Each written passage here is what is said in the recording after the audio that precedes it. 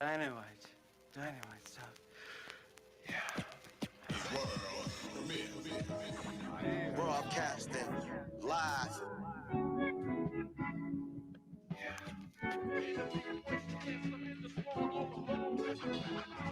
Turn it up another notch. That's how we doing it. Cakes with cakes upon cakes.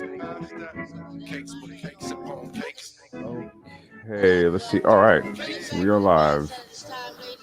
What's going on? Welcome everyone to episode 633 of the Black Brain Trust. This is the Sapio-Males Guide to the Galaxy. The good man. Because, everyone appreciates a good man, right?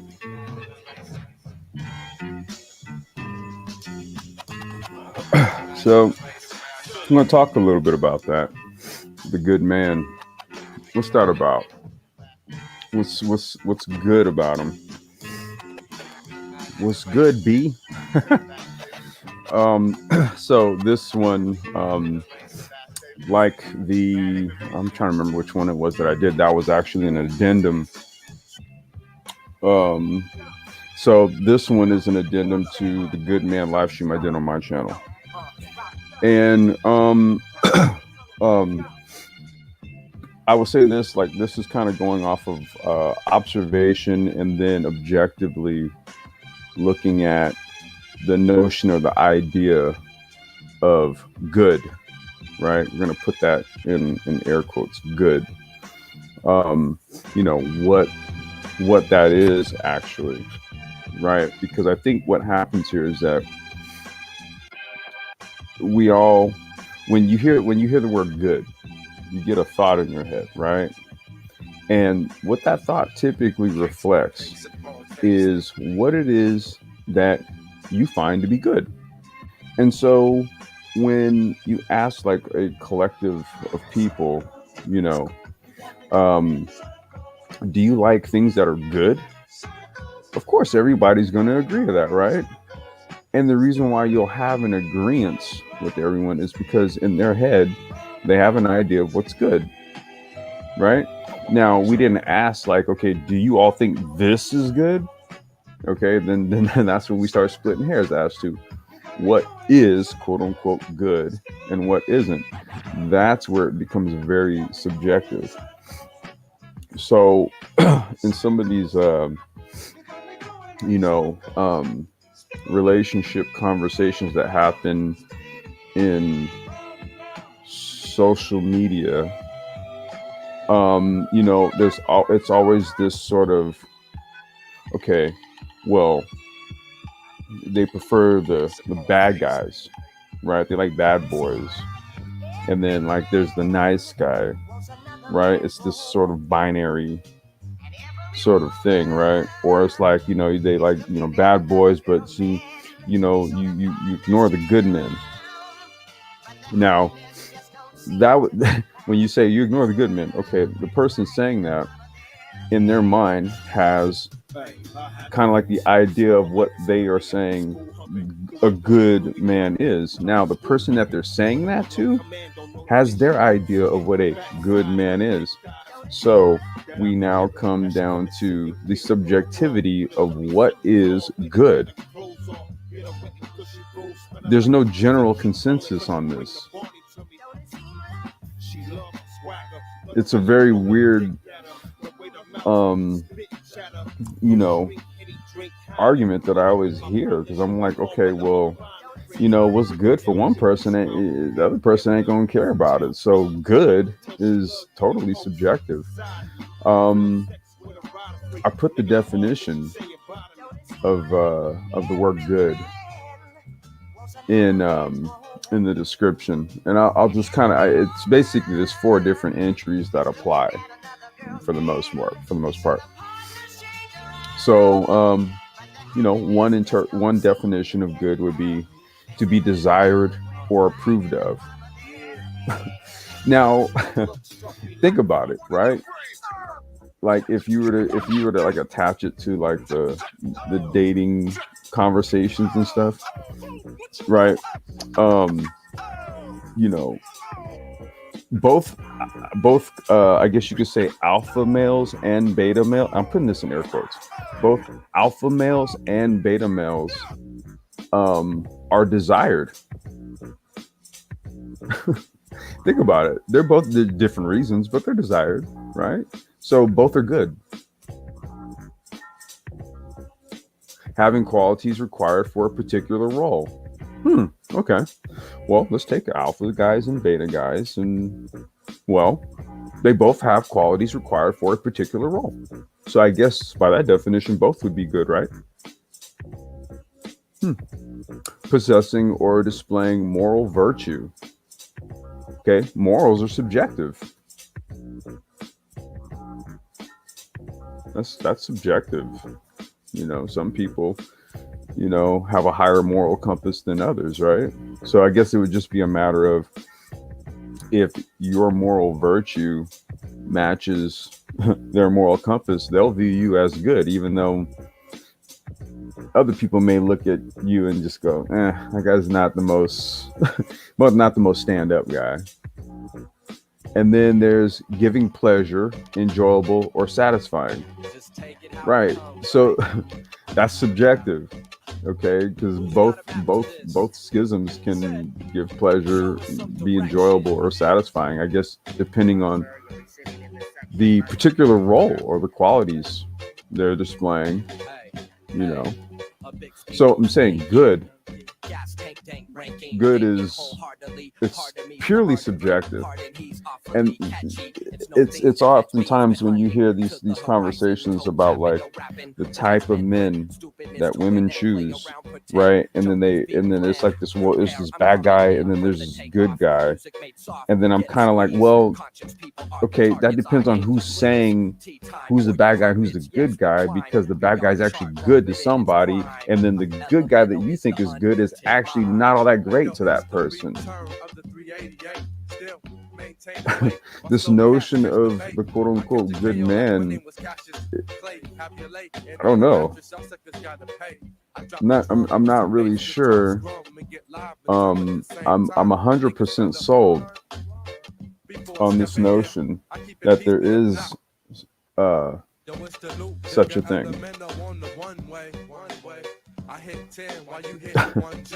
Like, I would say, don't. I borderline get offended. Well, okay, good is subjective. Okay, but if you call me a nice guy, dude, I'll snap. Don't do that. Nice means stupid for people who don't know. If you look up the word nice, you say what? Look up the word nice. The origin of the word nice is stupid. Right. So, like, let's really think about the words we apply and how we contextualize things. And this is why in these, and I'm rehashing this live stream from the one I did on my channel, because yeah, like the way the kind of like the other areas of the manosphere has been kind of moving with the relationship conversations, and I'm like, good God, okay, so people are like confused by what's a good, See, what I don't do is I won't question anyone's preferences. I think that whatever it is that they like, whatever they're drawn to is actually good for them. The only thing I implore is that they find the best of that, whatever that is. But my thought is whatever the hell you're drawn to, that's what's good for you. Because I wouldn't want somebody to sell you on the notion that I was actually the good man, and I think I'm, and it just doesn't work. You know what I mean? No, it's like, no, good is good for that person. So the notion, I'm not a good man for a lot of chicks. I'll tell you that right now. I'm not a good man for a lot of chicks. Does that mean that I have rotten qualities and I'm a rotten individual? No, it just means that I'm not good for them. I'm not a good man for them. It's okay to like not. It's okay. It should be okay to be okay with the idea that you may not be quote unquote good for someone. Because That can mean any number of things.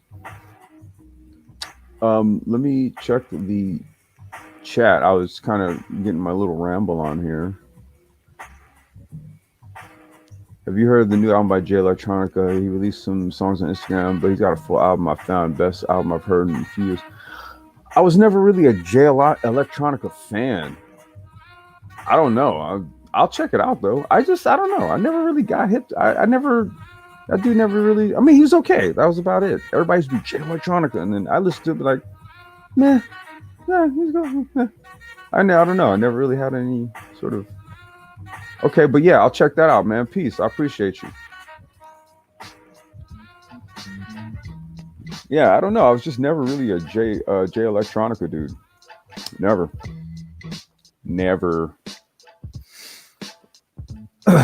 Okay. So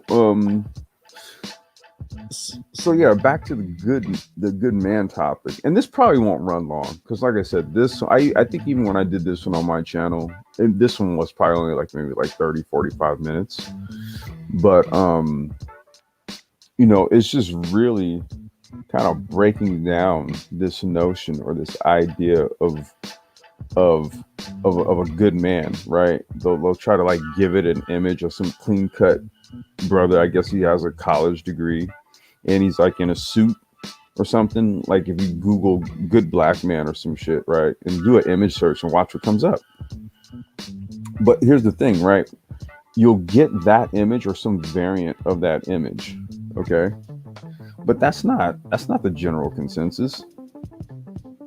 That's not the general consensus. You ask the average woman that, well, even if you ask them, they'll okay, there's what they'll say and there's what they'll do. Okay, but let's go on what they do, right? So on average, they kind of just go for what they go for. And I'm saying that right there is what is good for that chick. That's what's good. What she goes for. Now, I know that sounds weird because let's just say they'll complain about not finding good, quote unquote, good men, and that's where it's kind of left on the person, right? Because again, good is subjective. There is no general consensus that you can come to that say that a whole group of people are not good. It's bullshit. It's absolute bullshit. I think pizza with basil, garlic, Roma tomatoes, is good. My daughter doesn't particularly care for it. She likes to try and chew pepperoni. Okay, that's what's good to her. Right? So it's very dangerous, man, when we don't actually contextualize things properly. Right? Because to let a lot of women tell it, there are no good men. To let a lot of brothers tell it, or a lot of men tell it, there are no good women. What the fuck is your idea of what good is? Because it's not a blanket thing.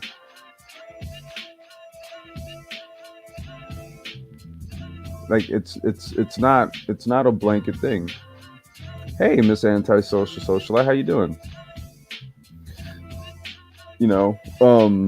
And that's why, if somebody would tell me like without really knowing me, they go like, well, Ulysses, you're a good guy, you're a good man. I go, really? How do you know? And then like their face will just kind of like, wait, how do I know? Right? And I'm asking it as it's not a rhetorical, it's like legit. Like, how do you know that? You might think I'm a jerk after you get to know me. I don't know.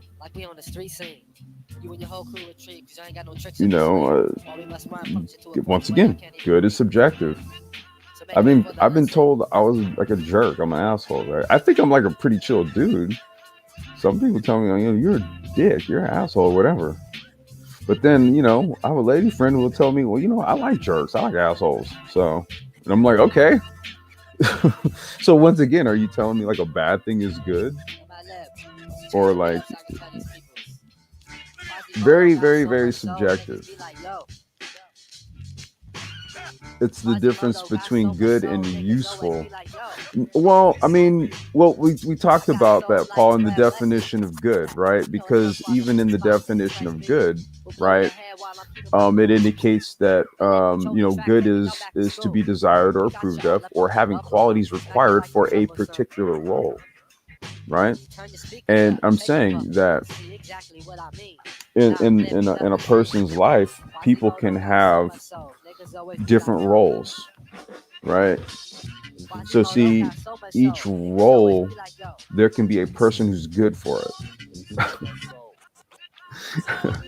That's why I'm like, well, okay. Do you realize the alpha dude could be a good guy to a good alpha dude and a beta dude could both be good men to the same woman for different reasons. Okay, he's a good guy. Oh, and he's a good guy too for different reasons, but they're both good.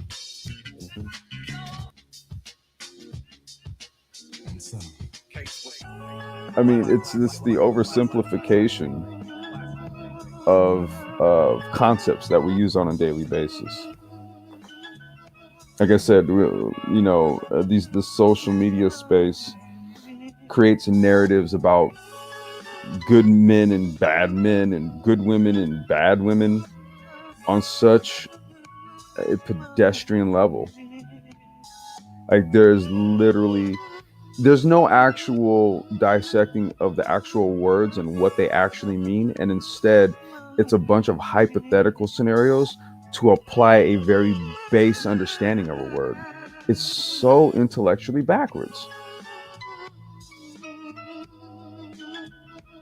It really is. It's amazing to me. I can't participate in the conversations no longer. I can't even bring myself to like put things in the chats. I can't even stay listening for more than like 5 minutes where my head just goes, dude, you're gonna explode if you don't click out of this shit. I'm gonna explode.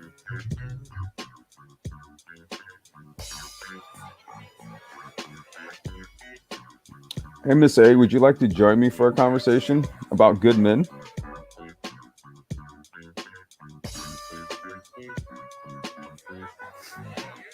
I mean, because, like I said, this for me was just going to be an addendum to the first one that I did because it hadn't been addressed or talked about on this platform here. But, with the other channels where they're talking about the value of individuals, you get what I'm saying. And this endless search for this ever elusive good man. It's like, Jesus Christ, like, wow. We don't know what good actually means, do we? Think about it. If you actually knew what the word meant, you would know when you saw it. But if you really don't understand what good actually means, then you just have like a fuzzy concept. And like I said, pretty much based on the situation or the requirements for the role, anyone can be good. Any man can be good for a woman. Any woman can be good for a man at any moment. It's totally subjective. So I wholesale just reject these these multiple hour-long conversations that just get drawn out. Well, there's no good, there's no good men, and no, there's no good women, and it's just like, okay, well, you're the one with the idea of what good is. My idea for what good is not the same for what that dude over there's idea of what good is, and so on and so forth.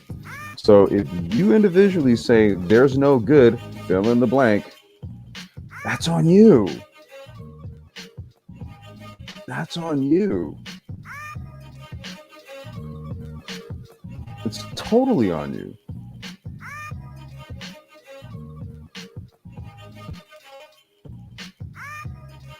Let me check the chat here. Let's see.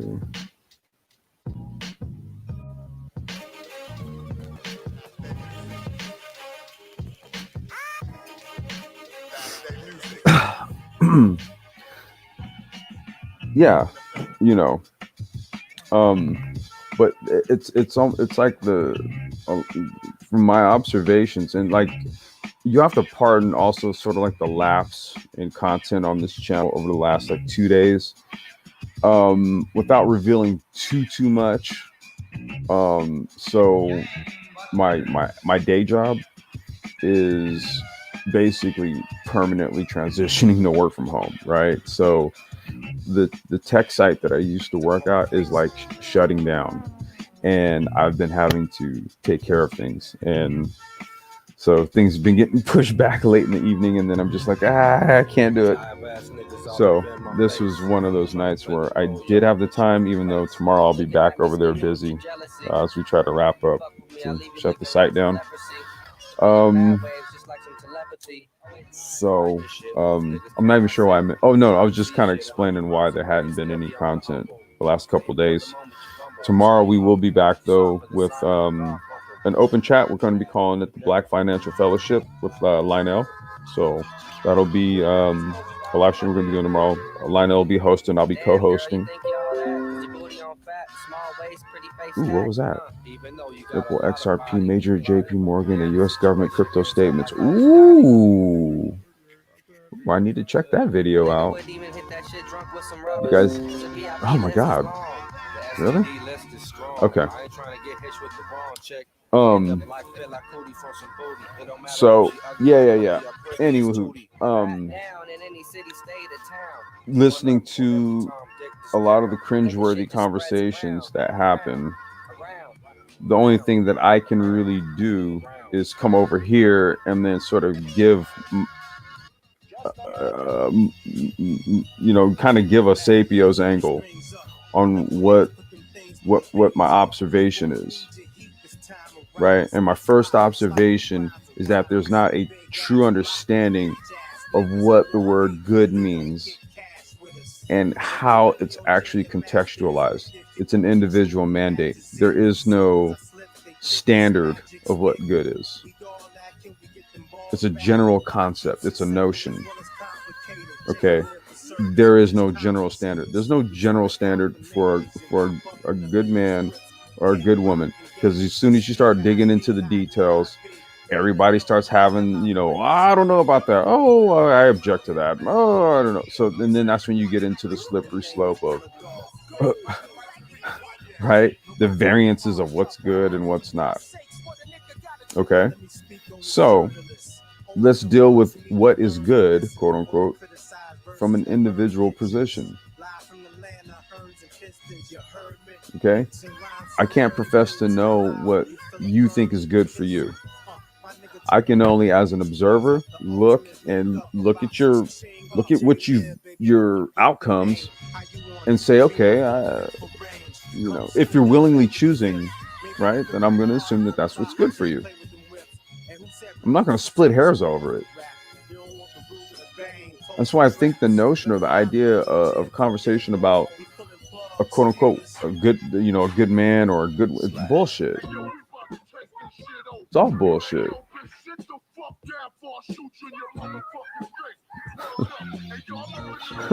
Utter bullshit.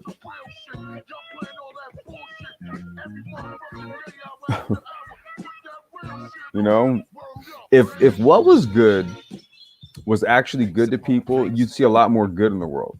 I need you to really think about this shit. See, we don't really ever consider that other people have different ideas of what's good. And as a black man, what I'm over is being told that there's no quote unquote good black men, because this is being said by a bunch of people who have a different idea or have their own ideas of what good is. Right? So now it becomes like a collective indictment I kind of inadvertently got thrown into this shit because these group of people over here have some idea of what's good to them, and they can't seem to find it for some strange reason. So now I ain't shit, right? So now I'm just, if that's the case, it's like, well, why don't we just fuck that? Don't call me good, right? Just let's just cut it right there. Then, like, let's just you jettison that notion of a quote unquote good man altogether. Then I think Paul mentioned it. Useful.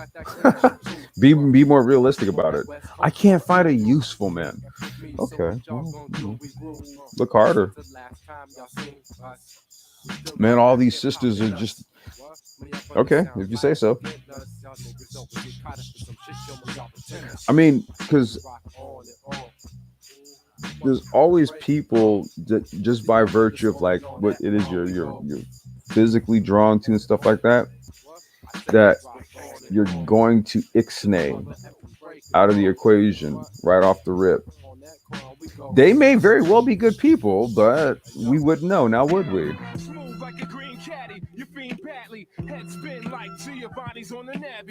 So I'm kind of like, all right, well, maybe I'll rehash the good man live stream, kind of revisit this topic because yeah,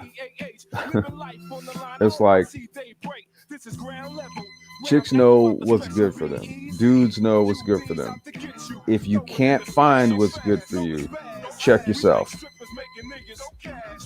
It's your it's in your head, okay? It's in your head. It's all of it is conceptualized in your head as to what you think is good, what you view is good. So if in your head you have a concept of what is good, but then you look in the external reality around you and you can't find it, check your head.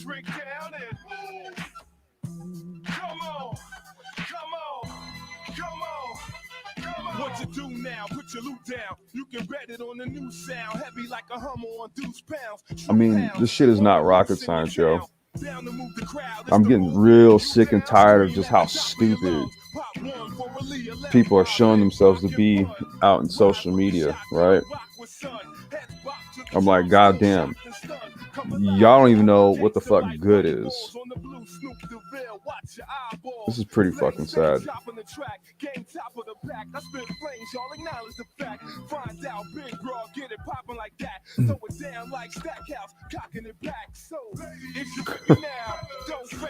I mean, like I said, man, a good man can be a whole bunch of different things.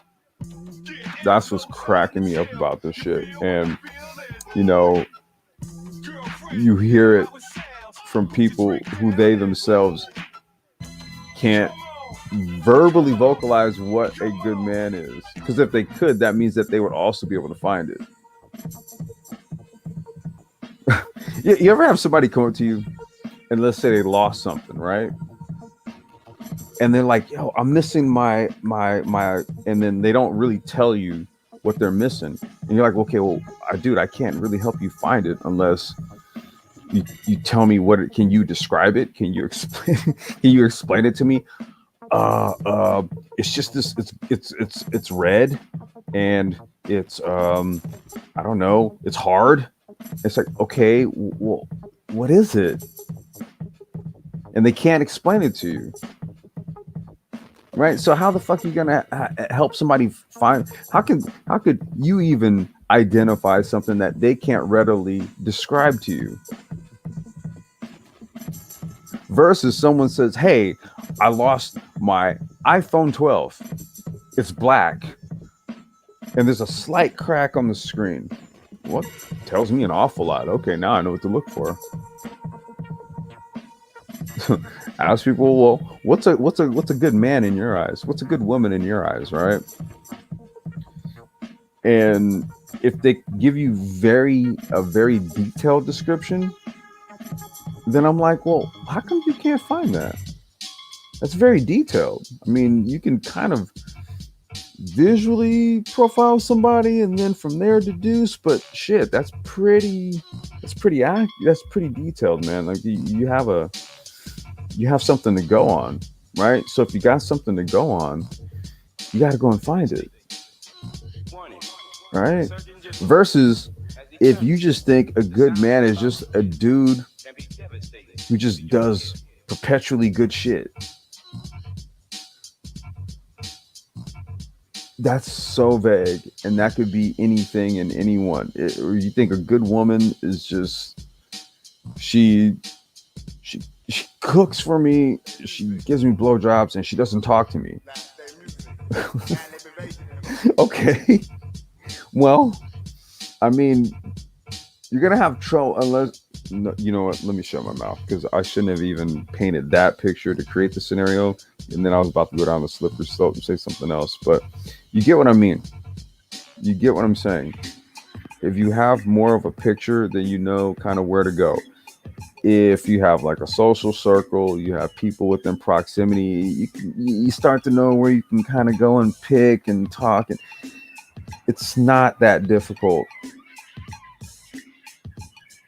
It's not that difficult if you actually use some goddamn intelligence and apply it to real life. What's dangerous is to just engage in these social media conversations and then just wholesale say, ain't no black men, ain't no good black men, ain't no good black women. I guess we're all in agreement then. I don't know.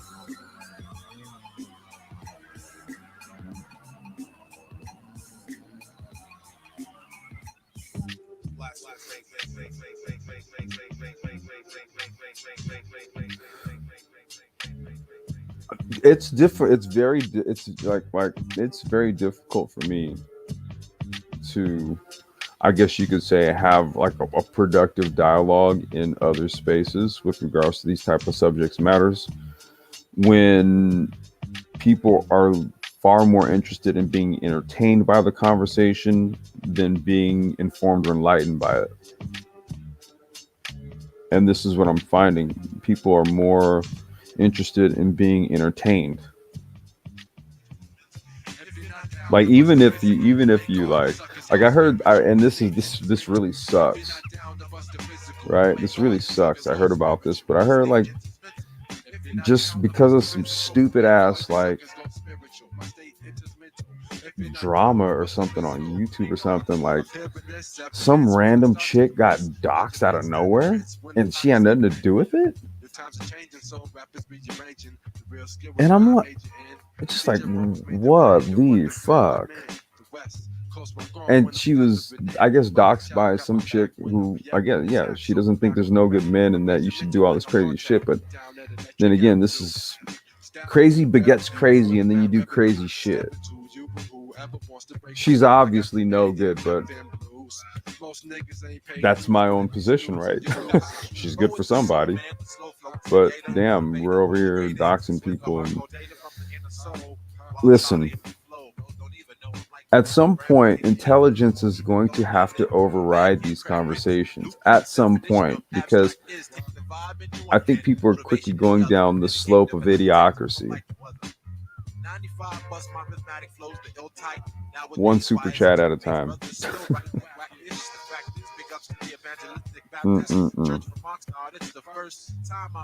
Like I said, this live stream here, this subject matter, the good man, I don't really see. Oh, okay, you're back. Okay, did you want to join me, Miss A? You took this guy's going to co-sign it. Yeah, and this is what I mean. I'm kind of like, I mean, because all of that stuff, right, is born out of like this gender war thing, apparently. And then even with the right, because there's a gender war thing, and it's playing out on social media. So what's happening is that there's this sort of there's a battle that has to be won, right? I think obsidian, or he's crusading to win a battle against something. He's like, gotta win, we gotta win the social or something. Okay, so there's a whole lot of people vested in winning some sort of social media argument that's like years ongoing. Okay, I have no interest in that shit. What that like you notice this platform here has literally nothing to do with that stuff. So you know where my interests lie, right? This is just me being objective. So I'm on the outside. I'm like looking at it, and I'm like, okay, good is subjective. So why argue with both sides? Why would women say, well, men only everybody has their preferences. That's the whole point. That's the thing. Everybody has an idea what is good for them specifically. So you can't then have like these wholesale indictments when individual people have individual ideas of what is good for them individually. Holy shit. Am I overthinking this? Because my problem is I have a hard time really trying to like frame the arguments in a way where I can wholesale sign onto it, and I can't. I'm like, well, wait. I'm like, well, this good shit is subjective. This good shit is like totally subjective. So to say there's no good black men out here, I'm like, well, I guess based on what you like, no, there isn't.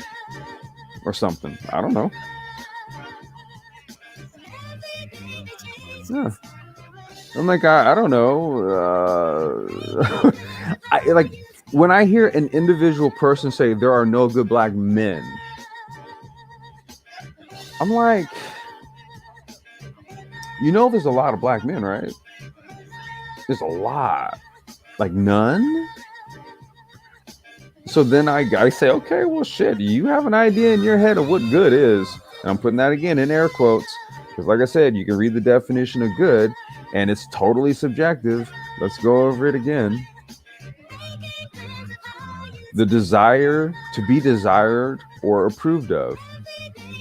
Alphas and betas and every guy in between there and all the other dudes, right? On some level, shape, or form, or desired or approved of.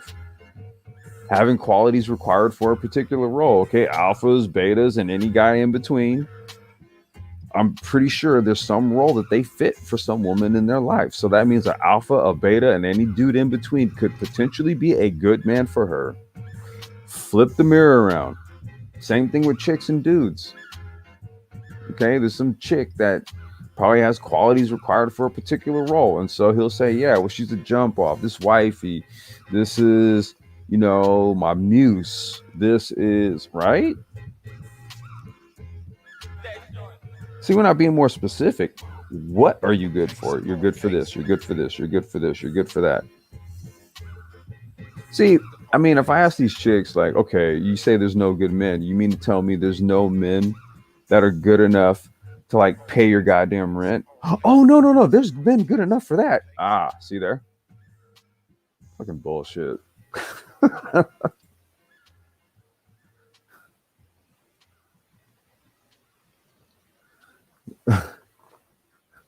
Here, I'm gonna do this. Okay, Miss A, I'm gonna drop the link for you. I'm gonna step away for a second because usually, like I said, I'll ramble for about 40. Oh, wait. Oh yeah, there we go. We're queued up. I thought I would make sure I got my sounds queued up.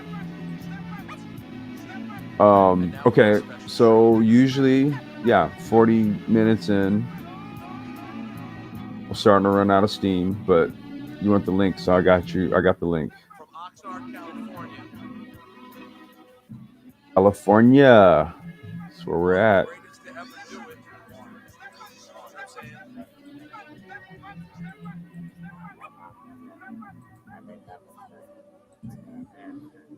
I'm going to step away, use the little boy's room. I will be right back. You gotta love it, man. I see now there's like 20 people here. Only after I've been talking for like 40 minutes. All right, I'll be right back, you guys. Rock out for a minute.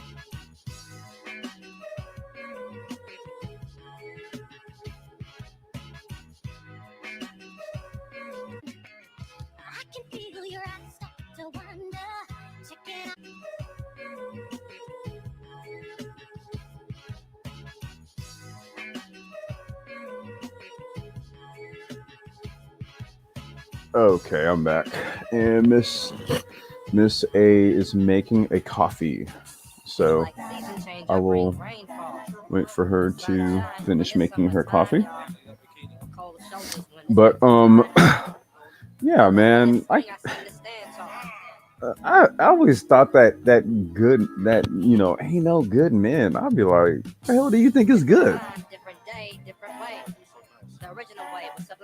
NBA, you said Cali is modern day S&G.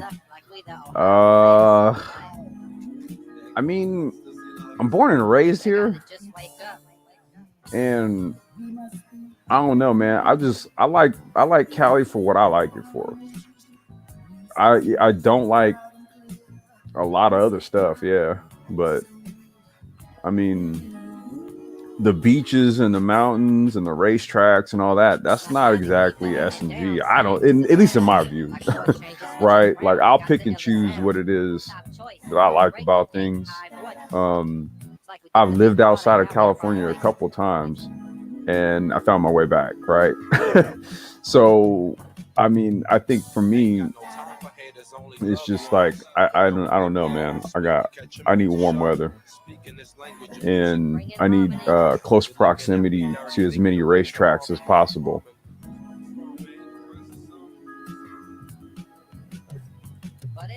Jim, you said I hear it's a wrap for black folks in Cali.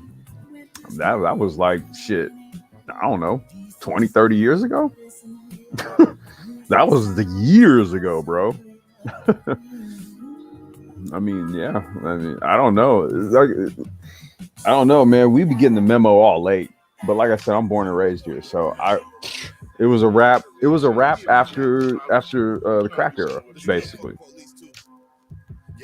That's when it was a rap. It was a rap after the gang shit and the crack wars. There's too many people in the world with a lot of money that will gladly remove you from some very, very, very prime real estate on the planet. Okay. See, you have black folks, man, who live 10 minutes from the beach, grew up in LA, never been to the beach. Whereas you got people in other countries who saw a few movies and have always dreamt of living in California. Okay. As soon as they got the money, guess what they did? Moved into your neighborhood and pushed you out. Okay.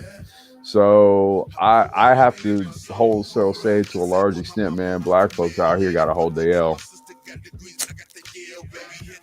And that's coming from somebody born and raised here. I'm 43, bro. So trust me, I saw it all.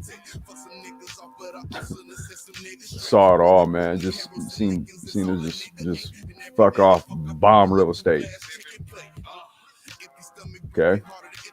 Banging and shit now. Like, what the hell? It's another subject for another time.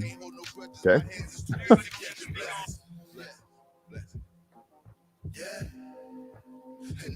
That's what's up, Damiante. I appreciate you, bro.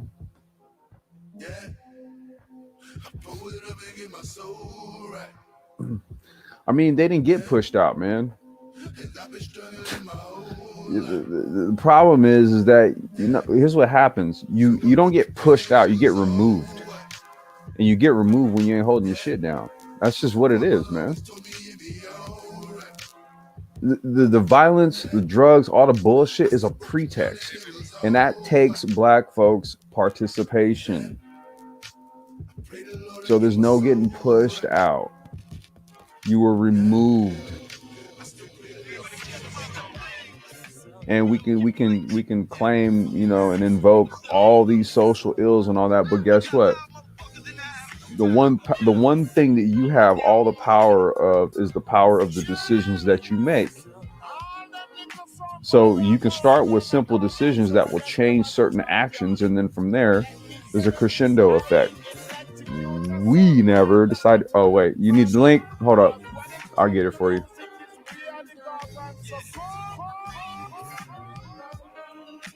Hitting y'all with some Mad Lib.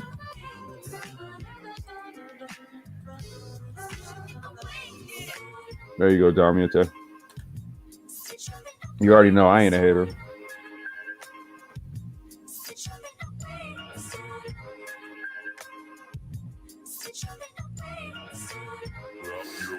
So I'm just talking a little bit as Miss A gets her coffee together.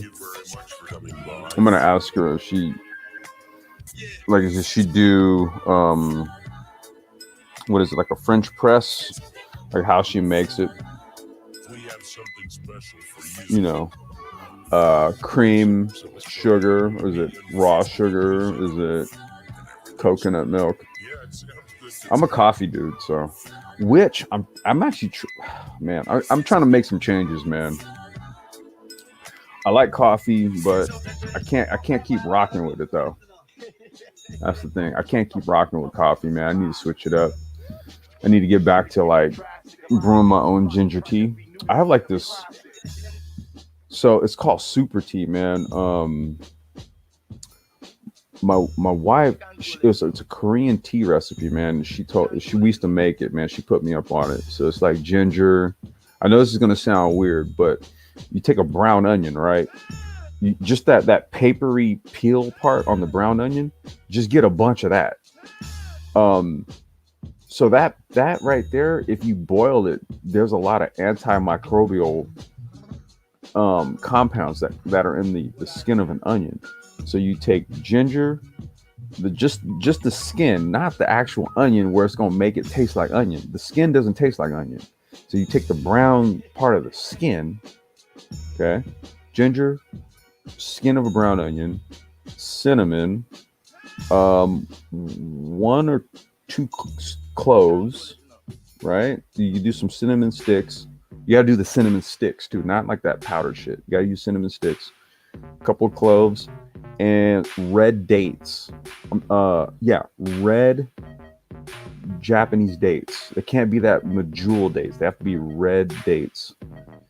It's called super tea. You boil all this together, right, for about 3-4 hours.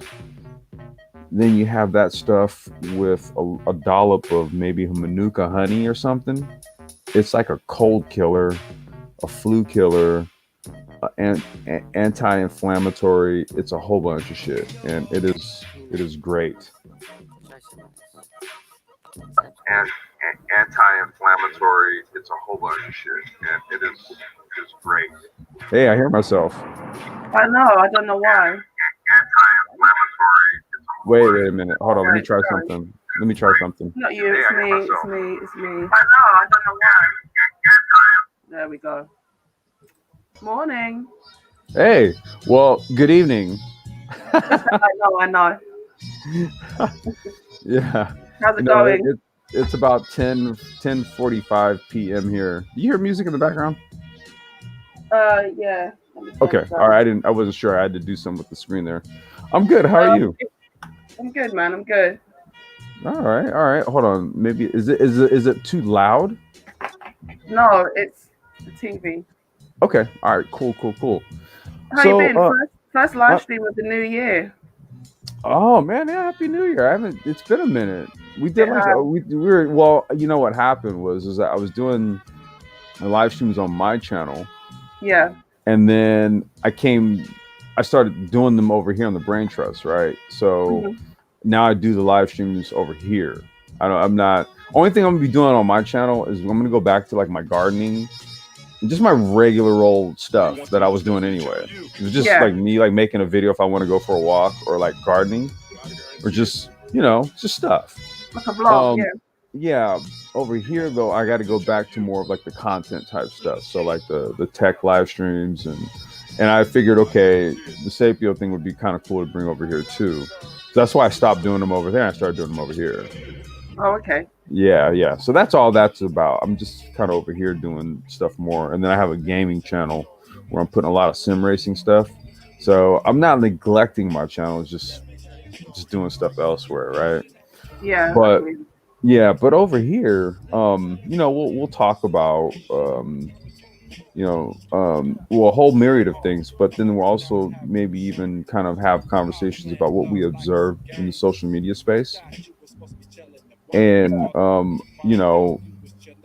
I would say that there's a good part of like the kind of like the manosphere sector, particularly the black sector, that has changed greatly. Let's say over like the past 2 months or something, right?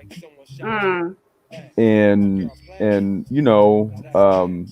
a few other YouTubers. I know Ty City's one who kind of catches flack for really expressing his observations about like this sort of swift change that's happened, right? But that's all they are. They're just observations. It's not criticisms or anything, just observations. And we just notice how things just kind of swiftly changed into something else entirely, right? Oh no. Right. So now with that, what ends up happening is that, like say for somebody like guys like us, we've largely just become observant to this sort of new environment. Nothing's really changed on this channel here. We literally do the same thing we've always been doing, right? Yeah, of course, yeah. Right. However, in the, I guess you could say, greater manosphere or the larger manosphere, right? Yeah, it's completely changed. Completely. So no matter where you go, right? No matter where you go, no matter what content creators videos pop up in your feed, their lives or whatever, because you've been subbed to them, right? But see, now when it's all popping up in your feed, it's all about the same thing. It is, yeah. There's a lot of content out there. Right, and it's the same names, it's the same content, it's based out of the same. I'm like, wow, okay. Ooh, okay, this is interesting. So now you can't really help but like get a feel or some It's too loud. Okay, it is. You Okay, can't so help but get a feel. But what I've been trying to do is literally click on anything other than other than that, because what I'm finding is obviously because of the algorithms, you know, they literally just recommend a ton of stuff similar to what you've watched in the past, which means you're not really getting a feel for anything else that's out there. mhm. Yeah, yeah, no, yeah, no, absolutely, and so because of this, I would say that at various times during the day when I had a few minutes, I would click on something to like listen to it to see what was being talked about, right? And so like if you take like the and for algorithm purposes, I always say 7 granules. Mm. Okay, 7 granules. That you know that name what that whose name that sounds like, right? Oh, okay, yeah. Okay, but it's no disrespect to him. It's just that I'm literally not trying to like pull that feed in, right, by mentioning the name. However, Yeah. right, and like I said, no slight to him. Um, but it's like that stuff pops up like all the goddamn time, especially in the mornings for some reason. So I don't know, I'm yeah. But what I yeah, know is like because so many people are doing response videos to him, mhm. highlights and There you go. parodies Yeah, and like you literally can't escape him. yeah, yeah. So like, so I'll humor myself, right, and I'll listen, and I'll listen to like this 10-minute cringe inducing exchange, okay, where I'm like, my skin is literally crawling, and I'm like, wow, okay, and it's like the same, it's kind of like the same, sort of like the same theme, right? And then It that's is. where I get a thought in my head, and I go, okay, do you guys understand what good means?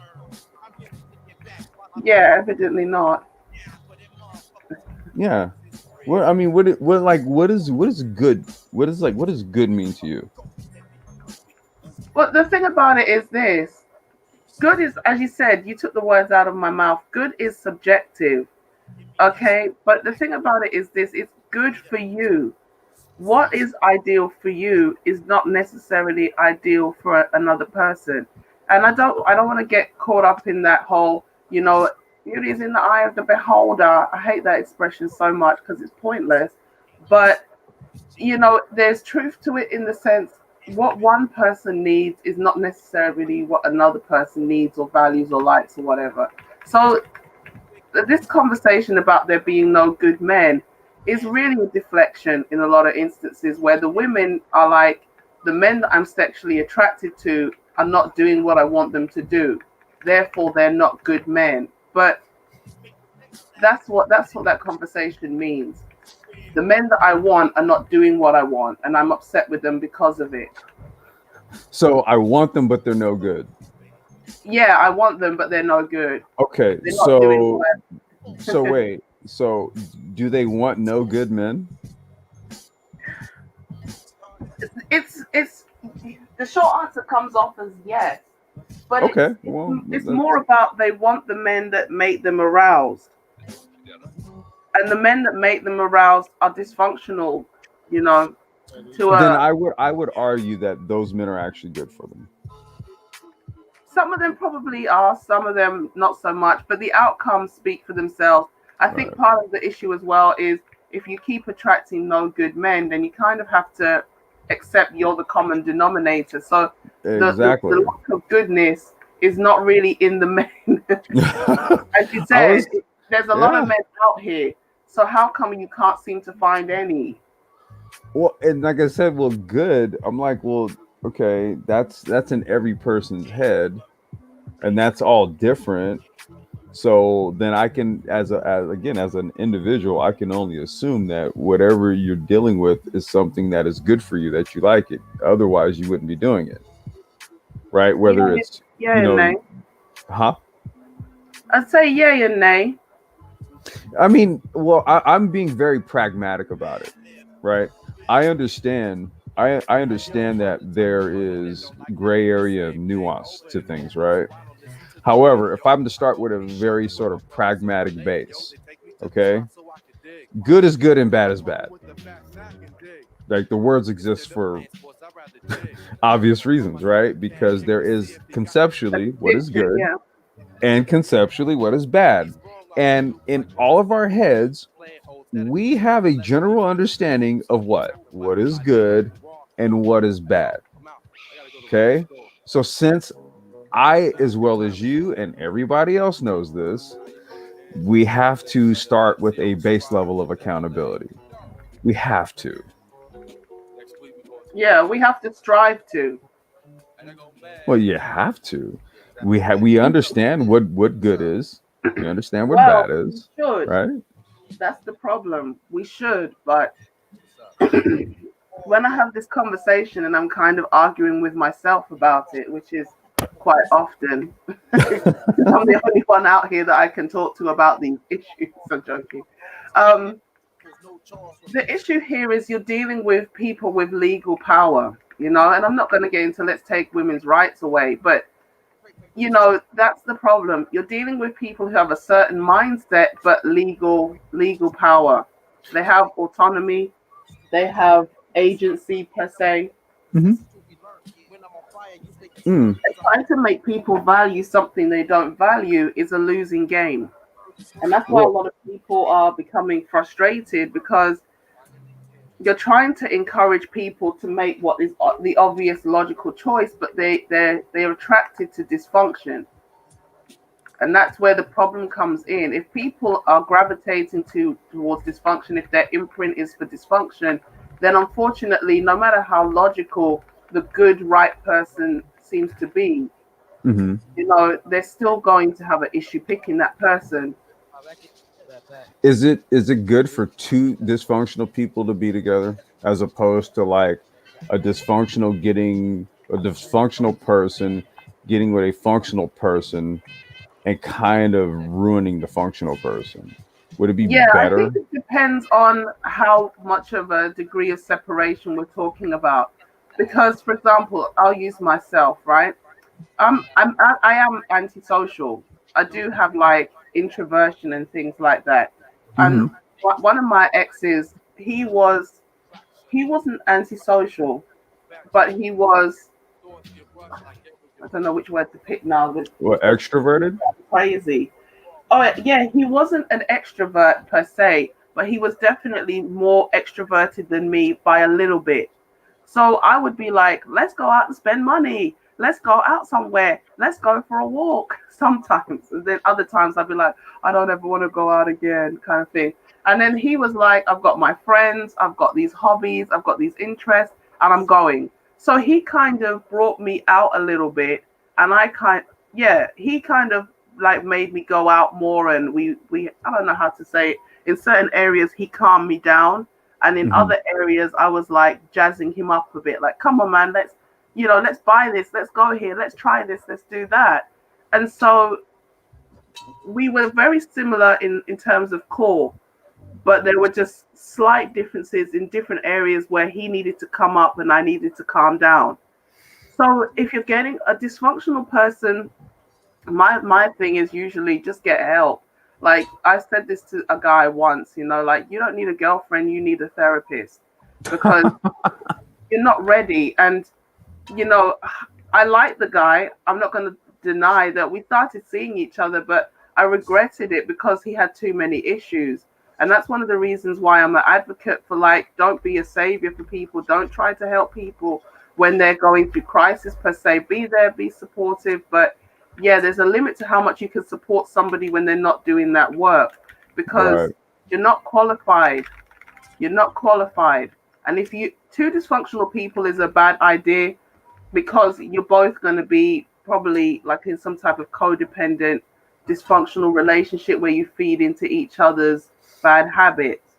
So in those situations you need to sort your life out. You don't really need a partner because you're not bringing your best to the table, and your issues are becoming their issues. Would you say that a lot of people that you hear like especially like the more vocal people that are in social media, right? That are very popular, have a lot of followers, go live, thousands, well, not thousands of people listening, but I mean these are the like more popular types, right? That speak to these types of things, right? Mm. Obviously, I'm not talking about this platform, myself, or anything like that. We only have probably like 18, 20 people listening. Obviously, I'm not talking about us. But would you say that a lot of the people that have a lot of followers, right, based on these subject matters that they are talking about, would you say that they fit that category that you just mentioned? They fit within that category? Of what enabling dysfunction? Yeah. Like, would you say that The they're women's side not? more so than the men's side. You know, I've got a massive gripe with women, but that's probably to do with unresolved mommy issues. But I literally get so fed up with women. It's like, why wasn't I born a guy? It's like, men are awesome, women are so rubbish sometimes. But when it comes onto the women's side, definitely, I'm just like, this is a codependency relationship where you guys are literally telling your subscribers you have no allies. It's like, huh? Like, what happened to all the men in their family and all the people that love them? And it's a type of manipulation to keep getting that support from their subscribers. Yeah, I always wondered about that. It was just like when you say like none, like literally none, like dude, no uncles, no cousins, no nothing, Yeah, no it's too teachers, much. It's no too much. just You know, no my favorite enemy. person, Crystal Yeah. Karenzen. She's like a black Karen. Everywhere she goes, crying foul about something. You know, she's the one out here talking about you have no allies. I think Chrissy goes there as well. And it's like you have no allies because you shut them all off. If you spend all day talking badly about black men, why would they be your ally?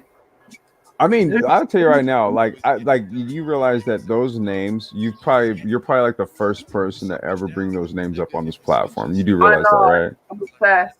Well, Ah, no. But like the interesting thing about that is that do you think either of them have ever been here before?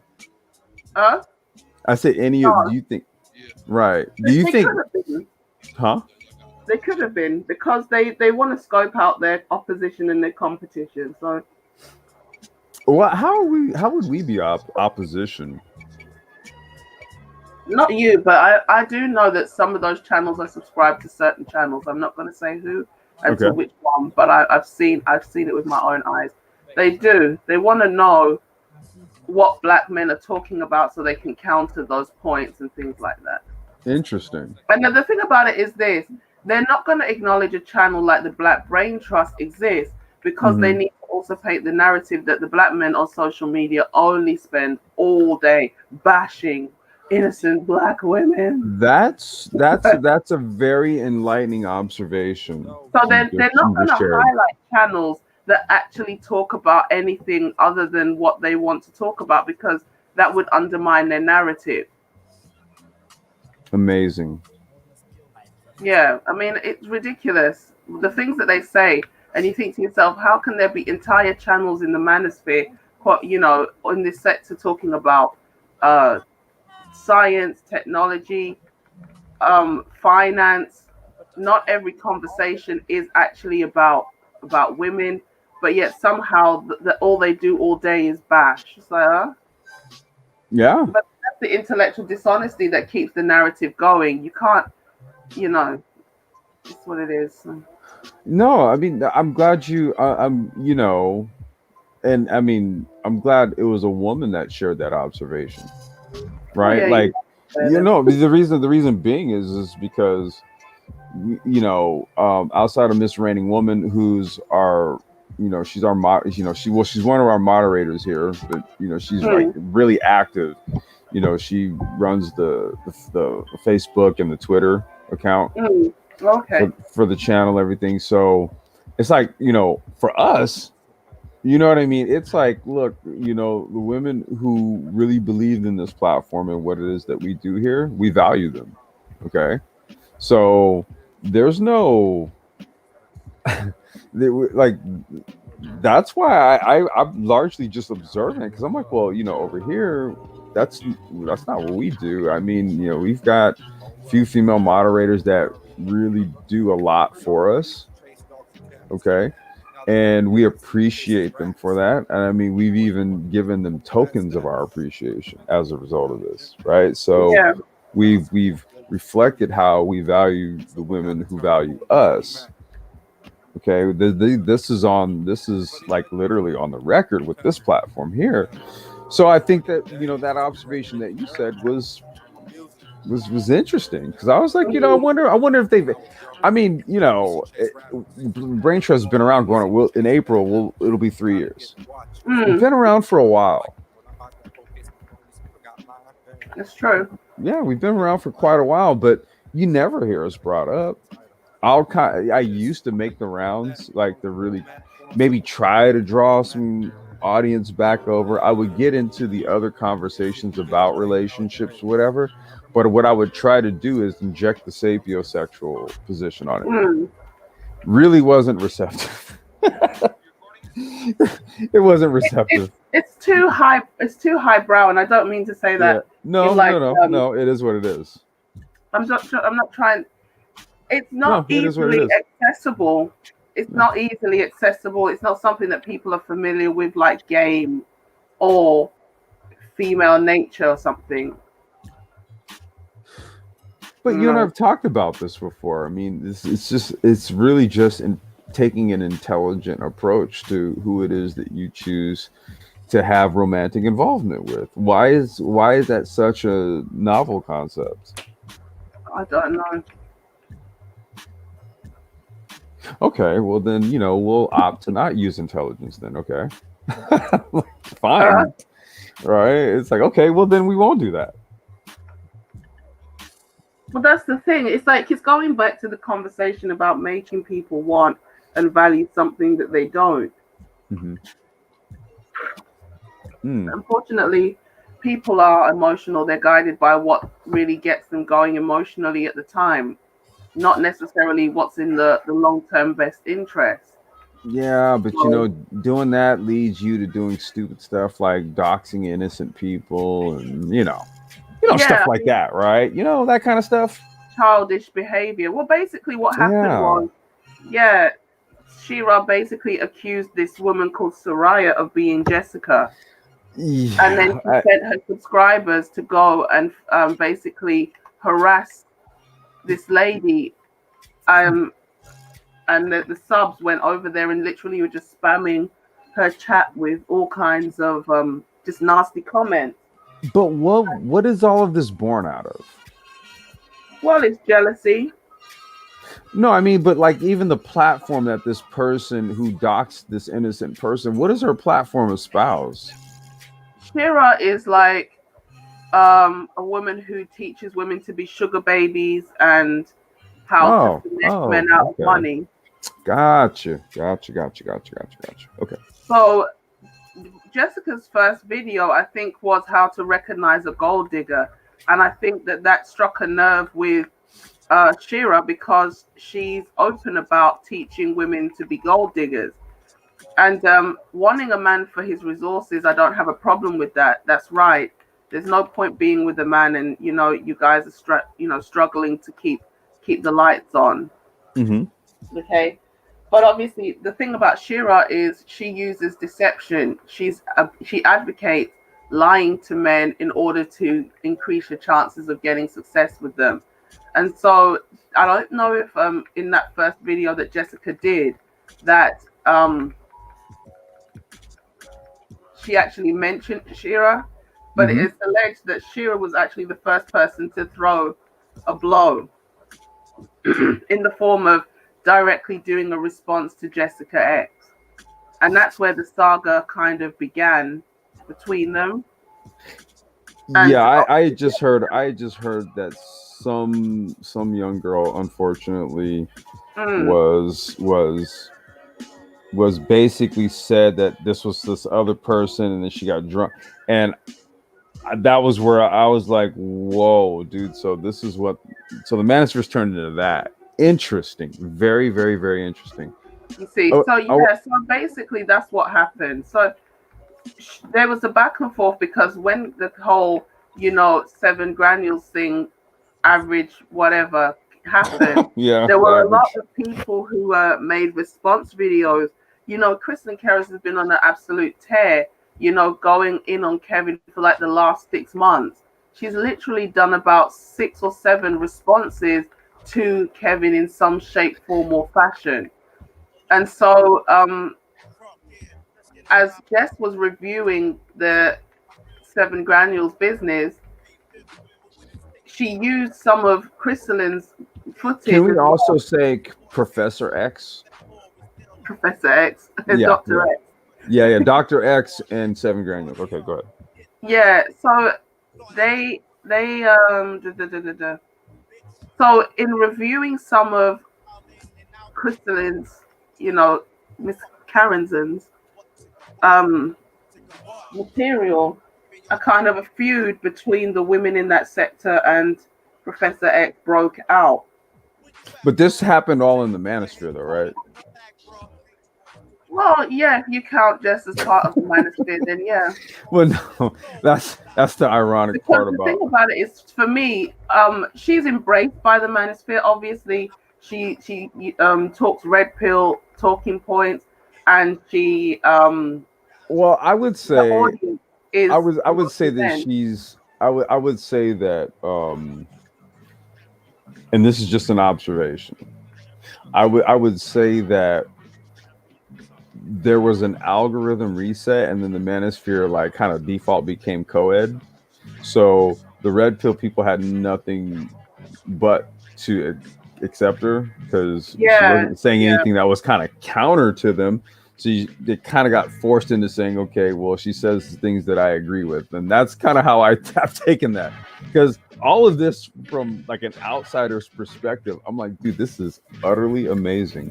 Wait, I just want to address a comment in the chat. It says, no, the concept of sapiosexual is oxymoronic on its face and counterintuitive to evolution.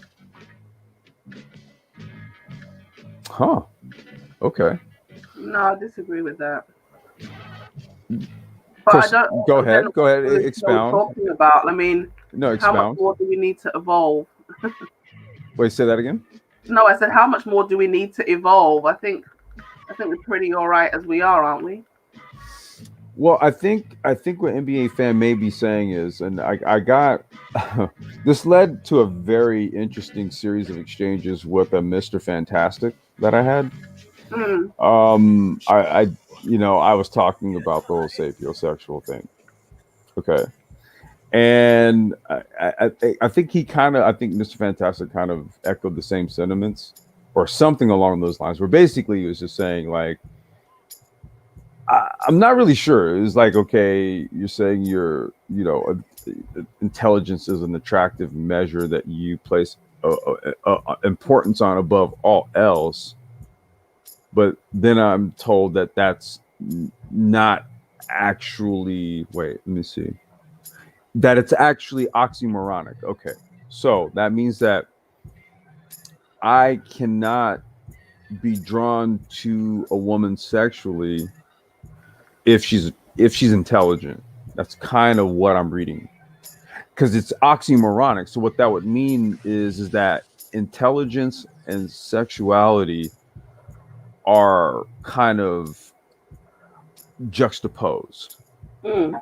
This is what I'm reading. This is what I'm reading. So that's why I'm like, okay, that's hard for me to understand because I cannot actually do anything sexually with a woman who is a complete idiot. Yeah, I think a lot of people are they don't really have a word for it, but they understand how they feel when they're in the presence of somebody who they feel is not able to engage them intellectually. Yeah. They don't necessarily know it has a name, but they know that they feel maybe drained or it's too hard to try to relate or how much they enjoy certain conversations and things like that. Right. I think for people who are looking for something deeper, then yeah, they're more inclined to being sapiosexuals Right. because They need somebody who's got something going on other than surface level conversation. Well, and that's the other part to his comment where he says, "On its face and counterintuitive." The problem, there's a fundamental problem with that, right? So evolution would mean that evolution would infer propagation of the species, right? Mm, In order for you to have evolution, you have to have offspring. That's who carries on your genetic imprint, correct? yeah. I have a child. How is it counterintuitive? My wife was an educator with a master's degree. Explain it to me. Yeah, and that we need an explanation. That would need an explanation. Exactly right. I mean, this was the same. And no disrespect, NBA fan, but like, I would actually, before you say things like that, I would actually do some research. Like some people like dumb, attractive people. Yeah, they do, and there's Which is fine. And the thing is there that are I some don't. people who are on that. Yeah, but Yeah, and I don't ever say that like those people are wrong. Right? I never say that they're wrong. That's look, when we're prefacing the beginning of this conversation about a quote unquote good. Exactly. Right? This is why I fundamentally couldn't understand when I was doing my one-on-ones with Bernard Riley, for example, why I would get all this pushback. And I was like, I know some of the conversations were they're not even really necessary to have. well, I mean, I guess if you're trying to maybe, okay, you said something interesting just a few minutes ago. You said, okay, well, some people don't know what, I guess you said they don't know what that is, or they don't know what that's called, sapiosexualism. You said they don't know what that is. Is that what you said? Yeah, they know they don't enjoy spending lots of time with people who it's a struggle to have a reasonable conversation. Right. So then what you do is you introduce the concept to people because they don't know. Right? It's think about cryptocurrency. At one point, a majority of people did not know what Bitcoin was. They didn't know what cryptocurrency was. They didn't know what blockchain was. They didn't know what any of these things were. But guess what? They got familiar with it. And they said, you know what? Yeah, I like the idea of that. I like the sound of that. I think I'll use that. All of a sudden, you got crypto people. Right? So it's just the introduction of the idea. But just because people writ large may not, have heard of the term, you can't just readily dismiss it. Just like you can't readily dismiss cryptocurrency, it does exist. Or I suppose you can dismiss it. That does not negate its existence. Let me say that. It's true. Right? Yeah. So, yeah, go ahead. And I says, NBA fanboy says, bro, sex is a physical action in terms of listing traits you want in someone who you want to procreate. But for a one night stand, you're saying you couldn't be aroused to a 75 IQ Beyonce. No, that's not what anybody said, man. Even wait, though I don't even see that comment. Where do you see that at? It was, I think, because the word sex is in there, it was withheld. Oh, okay. How come I can't see it? So wait, what did it say? It says here, bro, sex is a physical action in terms of listing traits you want in someone who wants to procreate. But for a one night stand, you're saying you couldn't get aroused to a 75 IQ Beyonce. Stop the cap. Wait. He said for a one night stand, I couldn't get aroused by a 75 IQ Beyonce. Of course, go on, you answer because it's your show. No, I was just trying to. I want to make sure I understand. Can you see it? No, let me see. I can't actually. That's the problem. Oh, wait. There it goes. Bro, sex is a physical action. Right, it is. In terms of listing traits you want in someone who want to procreate. But for one night stand, you're saying you couldn't get aroused by a 75 IQ Beyonce. No one Stop. said that. Wait. I'm going to say it. I'll say it. No, I can't. So there's no cap because that's me actually telling you that I wouldn't do it because I wouldn't be aroused. So there's no cap there. So we'll go ahead and address that part. And then let's see the one night stand thing. I don't do the one night stand thing, so we'll address that part. Matter of fact, let's go. Let's even go backwards, even to where you said yes, in terms of listing traits you want in someone who want to procreate. And then you say one night stand. Okay, so you do realize in a one night stand, sex happens, and with sex, there is the possibility of procreation. Mm, So let's look at the line of logic here. So for one night stands, what I'm doing is I'm completely absolving my standards for a one hitter quitter, right? mm. I'm basically saying, okay, I have standards, but just for this one night stand thing, I'm gonna absolve these goddamn standards. Look, what would be the point of having standards? What's the point? This is what sometimes like we got to think of, like, got to look at the logic that we're using. If you're saying that, okay, well, it's okay to have a list of traits and someone you want to procreate with, but then you say, okay, but for a one night stand though, you don't need those, you don't need that. Okay, but what if pregnancy occurs for whatever reason, or some, look, who the fuck knows? All I do know is that sex leads to procreation. Okay, I would prefer to do this with an intelligent individual, not a stupid one. Your chances of creating a stupid offspring greatly increases. It's like, Yeah. it's anti-sapio. Like, what? I think that's oxymoronic to say, okay, well, if you're going to just do normal sex within regards of a relationship, then yes, get an intelligent woman. But if you're going to go do a one night stand, go get a dummy. That's oxymoronic. What's the common denominator? Sex. So if my more preferential situation is to do it with someone who's got some intelligence, why would I risk it by doing with With someone who yeah. doesn't? I Huh? mean, th- this conversation, like the point here is,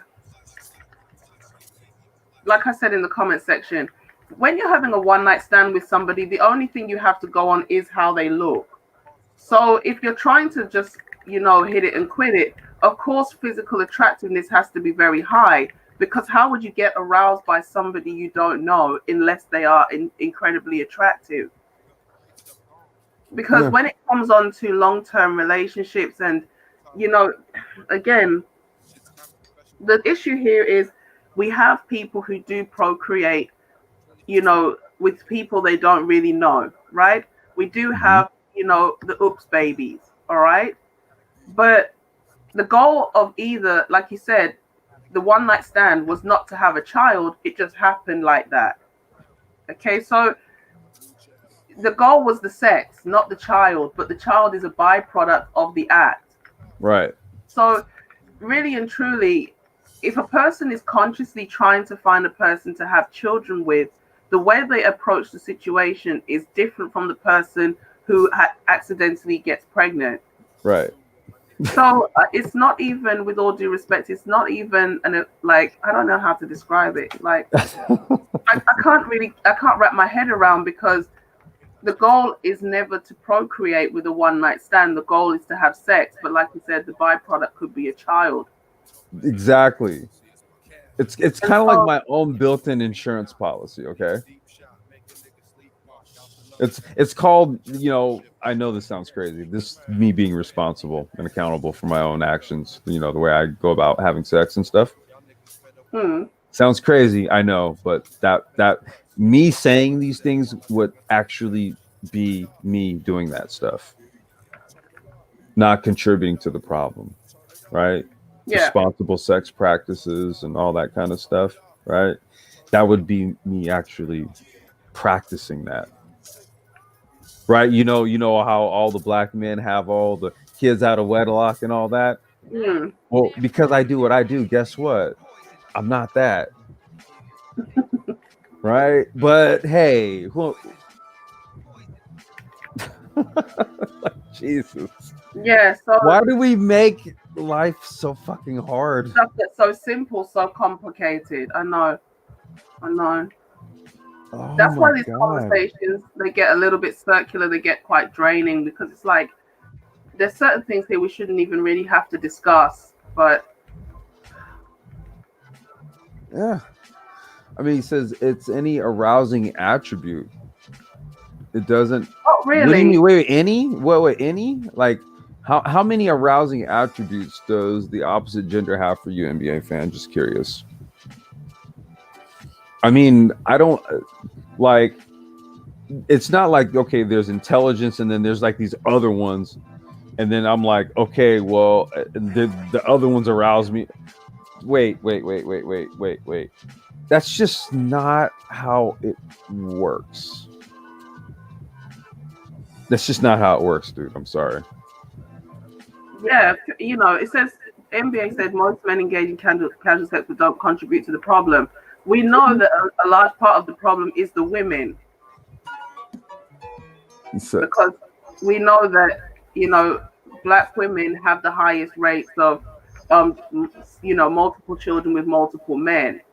So if there's only a handful of men who are causing the problem, obviously that means that they're all kind of sharing the same men. yeah, That percent of men has multiple baby mamas. right. So Yeah. again, it's like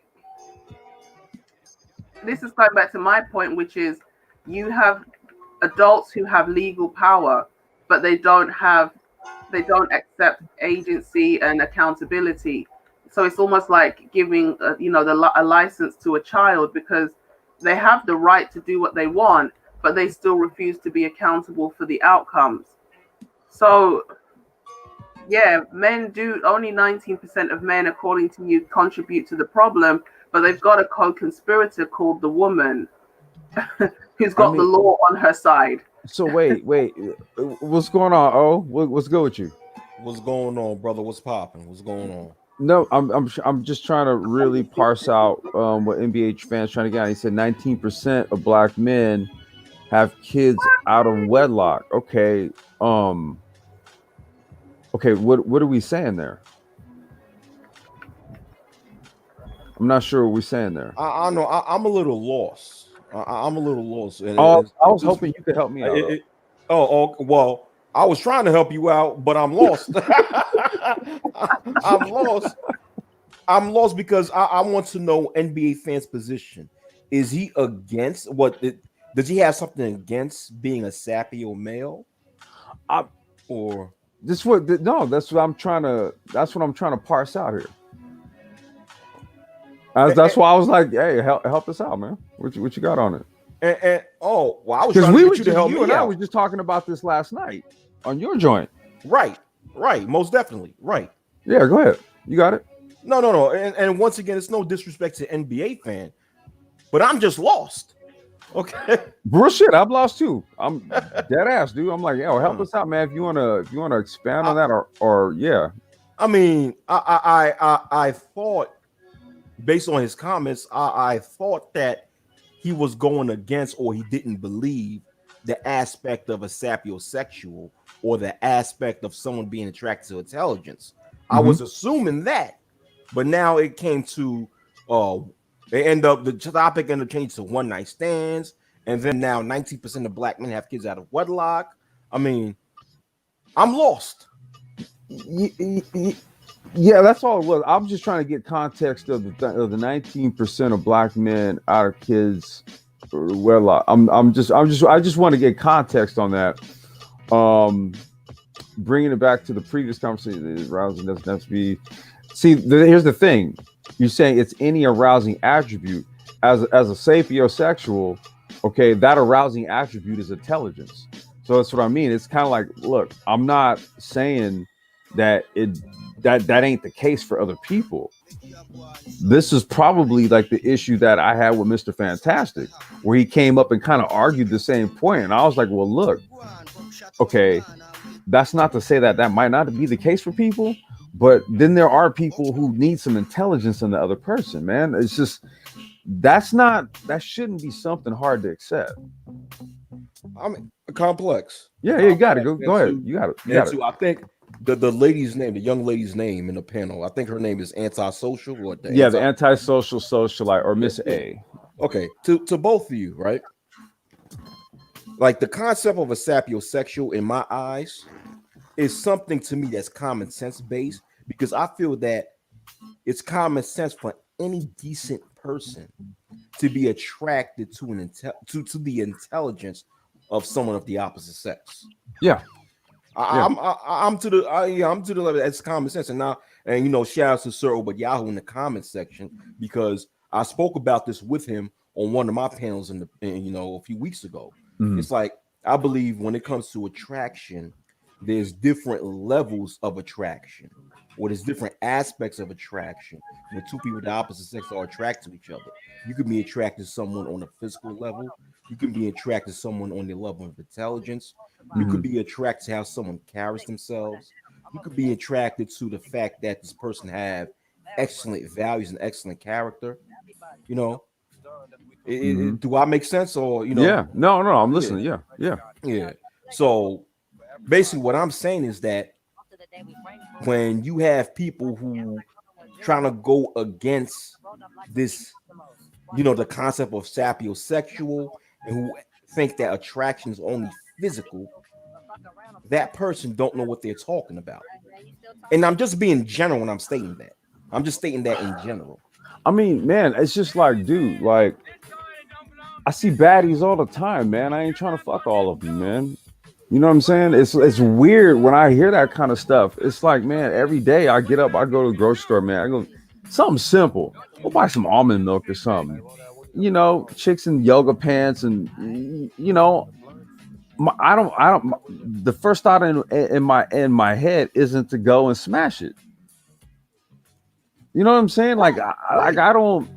I was thinking that there was a certain point where we kind of evolved out of that as men. Like, as you grow up, as you mature, right?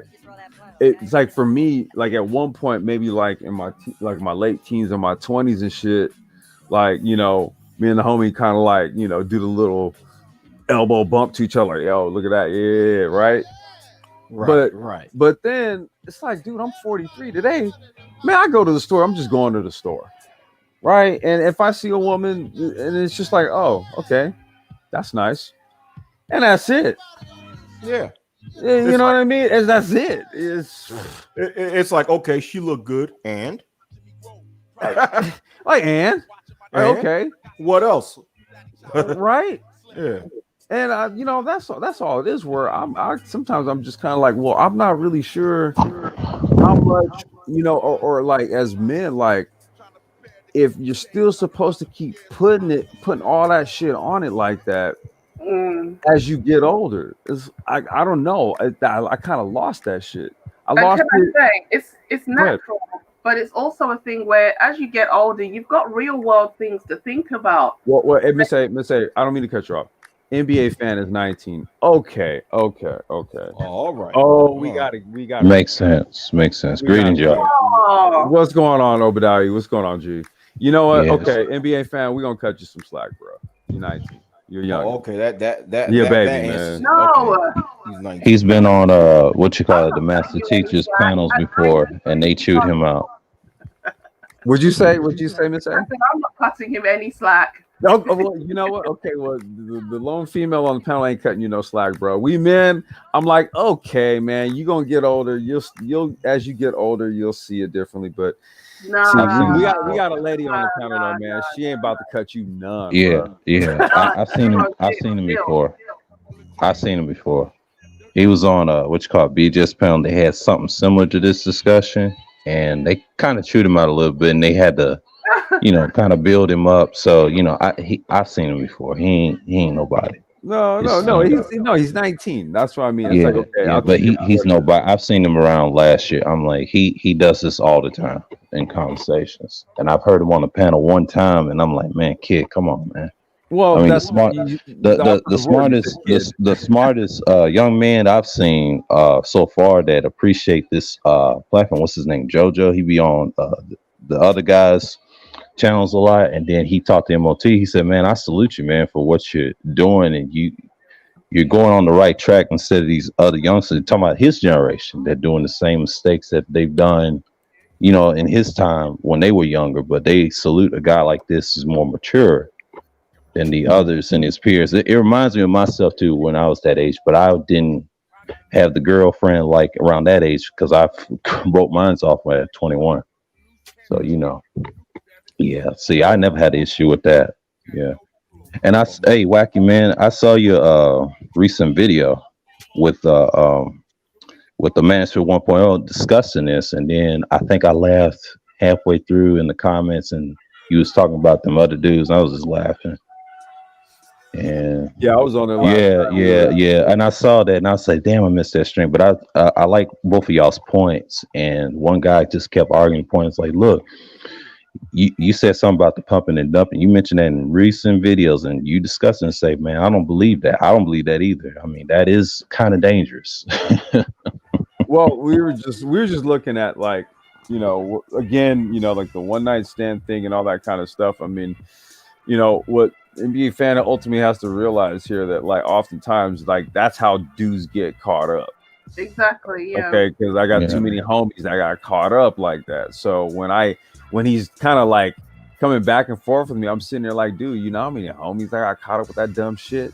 You 19 and they were right around your age, maybe a little bit older, right when they got caught up with that dumb And shit. I'll that tell you're you over here this, trying to I like, argue with and me. But at that age, at 19, that's when older brothers like us need to school them Yep. yeah, and Yeah, give man. them some sense, Yeah. because That's because that whole, let me tell you something. I've known people that got killed and or almost got killed because they was sticking their thing in the wrong female and she caught feelings. Okay. Right. I had a Facts. family member that got shot up because of that, man. Because he was doing the pumping and dumping, right? And the female caught feelings. But in his eyes, he felt that it was no strings attached. It was a friends with benefits. But since she caught feelings, she felt differently. So, he was messing around with other females soon. When she found out, she paid somebody to get him killed. But he just got shot in the leg. Thank God he didn't get killed. So what I'm Yeah. saying is that these things have deadly consequences, and that's what me and Complex was speaking about last night on my panel. These things have deadly consequences, and you got people in this space glorifying this type of stuff without even giving the real life consequences of these things. facts. Exactly. And it's just like I can take it a step further. Like when I was younger, before 19, at 15, I seen people almost got killed over and heard people went missing. Well, where I come from with that stuff. I mean, it affects you long term.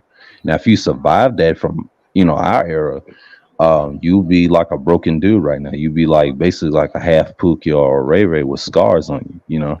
That stuff ain't nothing to play with. Yeah. And that's common in the US and families. And if you did it back in our parents' time, they snuck around and did it. But over time, that destroys the kids, the grandkids. And then I have a good example. I have a cousin, and he don't realize that my dad's brother was his real grandfather. And he started figuring it out when he got younger, when he got older, and then somebody of my aunt's, whoring days trying to mess with him about who's his real granddaddy was, and which is fucked up. And then I found out, see, how he found out was through different people, and then I want to tell him because he was trying to find himself, how to figure out what his family is and whatever. And then he got married early in the 20s, and I think to a Caucasian female, but trying to copy his dad, whatever. But it's sad like that in our little circle. You got families like this. It's common in the space too, and that's why I've noticed what Complex was saying. But yeah, most of them are, I would say, retarded and half stupid. But it's the concept we all grew up with. We seen people like this in our families, like these niggas is crazy. They'll say the outrageous shit, like you just said on that panel on Wackies, and that it confirms what that other space is. And I think I saw a recent video with Soul and Black. I love what he said. He called them something. He said those are just little boys. Those are not men. If you watch his last video, he said Yeah, I saw they're it. just little boys. Yeah, Compton Uni said he called them boys, that's exactly what I called them, a bunch of fucking little boys. I never act like that on the internet. You know, I have respect for elders and the young dudes. I respect them, but I tell them, look, just don't get fucked up out here. I've seen a lot of dudes get destroyed over this shit. They get their brains killed by the same sex or the opposite. It don't matter when that lifestyle, it takes you down. Trust me. I lost a cousin to this shit. And he got depressed over years and he made it to complex age 41. But if he was alive, he'd be like almost like what, 44? I'm You know? 43, man. And Yeah, I'm that's what I'm saying saying. He's I around made your it. age. He was Yeah. around your age when he was alive, you know, because I can relate to you and I can understand. He was one of the reasons to say, look, stay out of that street shit. I don't want to see you be in the ground somewhere. And this is like years ago in Tennessee. And he was reminding me, you know, this shit was out here in the 90s. And he let you know. See, black men like that, I respect them. Now, my father's generation, the boomers, they wasn't shit. I'm just gonna be honest. And minds that had that mindset as well. And it's so brainwashing. That's what you got in that other space. Bunch of boomer ass losers, boomer ass assholes have children that's millennials and X because they like to mind fuck you and circle jerk you all day. And this is what the fuck they do. They've been doing Well, this shit since we gotta YouTube, since the understand dawn of though. time. You But we know. gotta understand Yeah. this is social media, Yeah, right? that's what I'm saying. But they Okay, bring so it on social media. But what they're they doing is, do. But I mean, but they do nothing different than what I do, what we're doing yeah, right here, right? yeah, yeah, They're using this medium. Okay, yeah, yeah. this is what O and I were talking about last night. It's Hmm. about who's receptive, right, to what's being Yeah, said on said medium. Okay, yeah. I'm more see, so receptive. we're right. Okay, so there's not as many people receptive to what's being talked about here, i.e., we have like, I don't know, 15, 18 active listeners here, versus you go and talk about, have the toxic conversations. It's going to It'd be be like a few 500 hundred. It's going to be a people, few yeah, hundred, or right? 500 or more. Depends on your subscriber base or viewage and all that. Yeah, that's what that's just Yeah, and it's sad though. And I think I seen this exactly what you just said. Like I think not the yesterday, but the day before yesterday. Like I noticed the difference when I go on MOTs and here, it's less people watching. That just shows you the intelligence of people. But when you go to someone there's the rudimentary arguments, it kills their minds, you know. And this is what I'm saying. Like when I first came on YouTube back in '07 with a different channel name, this is like my second channel. I've noticed a big difference how they change algorithms and things like that. And now, and it's just the sad part about the older and our generation teaching the same old bullshit, and they bring it on the internet. But in real life, they're a bunch of frauds. no, in real life. I would say Yeah, that in real life, I would say that in real life, like a lot of the sensationalist stuff that they have going on YouTube is it's just that it's sensationalized because their actual lives are rather unfulfilling, not exactly. exciting, and you know what I mean. Miss A, did you have anything on it? I'm gonna step away for a quick second. What's going on, Paul? But Yeah, what I wanted to say is, and this might sound harsh. This is not really directed at NBA, but it's something that, like you guys touched on already, is that a lot of black men, unfortunately, they derive their masculinity through women. A huge part of their identity is wrapped up in who they're sleeping with and who they can attract. And the fact that, he says, but you are saying you don't get aroused by it. It's like no one actually said that. But when you have to delineate between a short-term fling or casual sex versus a long-term partner that you're trying to be with. And really and truly, with all due respect, at 19, the only thing you need to be focused on is money. Do you know what I mean? Like, you always have females when you chase money and success. And Oh, as the brothers have said already, you get caught up at a young age, and that kind of derails your whole future because you're spending too much time and energy on something that's fruitless. the average 19-year-old that you're probably dealing with has nothing to offer but sex anyway. So it's like being aroused is one thing. You can look, but you don't have to touch. Yeah, And I know that what some guys is like, well, why would I not touch? Well, it's like, again, going back to the whole intellectual aspect of the conversation, what are the long-term consequences? What if you do get her pregnant? What if she does give you a disease? What if she does go crazy Exactly. and get, catch his feelings, and then she's dragging you on the internet, accusing you of things, going to your workplace, whatever. I mean, is it really worth it just because she got you aroused? And so, No. it this conversation often stops with a lot of the guys who are into that lifestyle because they are just talking about the immediate gratification. But outside of that act, there are a lot of moving parts that you could get caught up in. And so the focus can't be so much on whether she gets you aroused. It has to be a bit deeper and a bit long-term focused. So Black men, unfortunately, they have been conditioned to really derive a huge part of their identity through their sexuality. And that's something that needs to change, because that's the way that, in my opinion, sex is weaponized against Black people in order to keep them in a perpetual state of poverty and just Mm. chasing their own tail. Actually, that's Mm. factual what you just said. That ain't opinion. I've seen this like in the U.S. for years since I live in Southern America. It's common on this side of the world, in the Western world. So it ain't nothing new what you're saying. What you just said is confirmed what the other space is based off of, because their mindset, you got to look at them. They're older than half of us on this side. Now, you do have some over boomers that are smart, like I mentioned, what's the name? Lawrence Guy, MOT, Nagone. They seen this shit, how bad it is, but they're more smarter than their own peers, I've noticed. And you yeah, see a MOT. shift. You see a shift of their knowledge, and they said, "Well, I don't fuck with that shit," But that's kind of but what's the name? Antisocial just hit a point. She confirms a lot of that stuff is factual. What I'm seeing, what I'm observing. So go ahead, Wacky. Well, hey, yo, hey, oh, I'm gonna step away for a quick second. Hold it down, okay?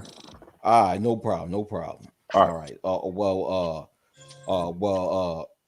To respond to what but Yahoo was saying, MOT, he's a Gen Xer, not a boomer, but but other than that, you're My correct. correction. Go ahead. Yeah. But I want to add on to something that Antisocial said when she was telling an NBA fan that at 19 years old he should chase money, which is true. I absolutely agree with that. But what I think he should also be chasing is wisdom, because if you don't have wisdom, then you're going to be all fucked up in this world. Excuse my language.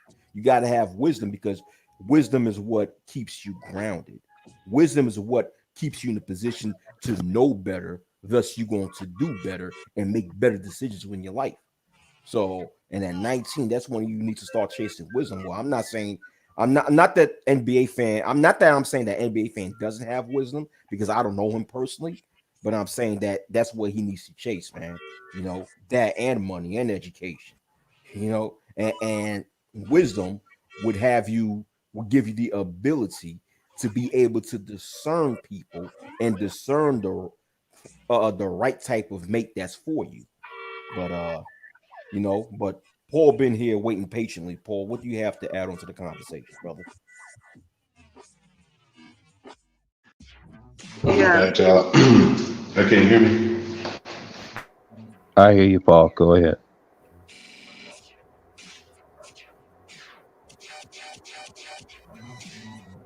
Go ahead, Paul. Yeah, we can hear you.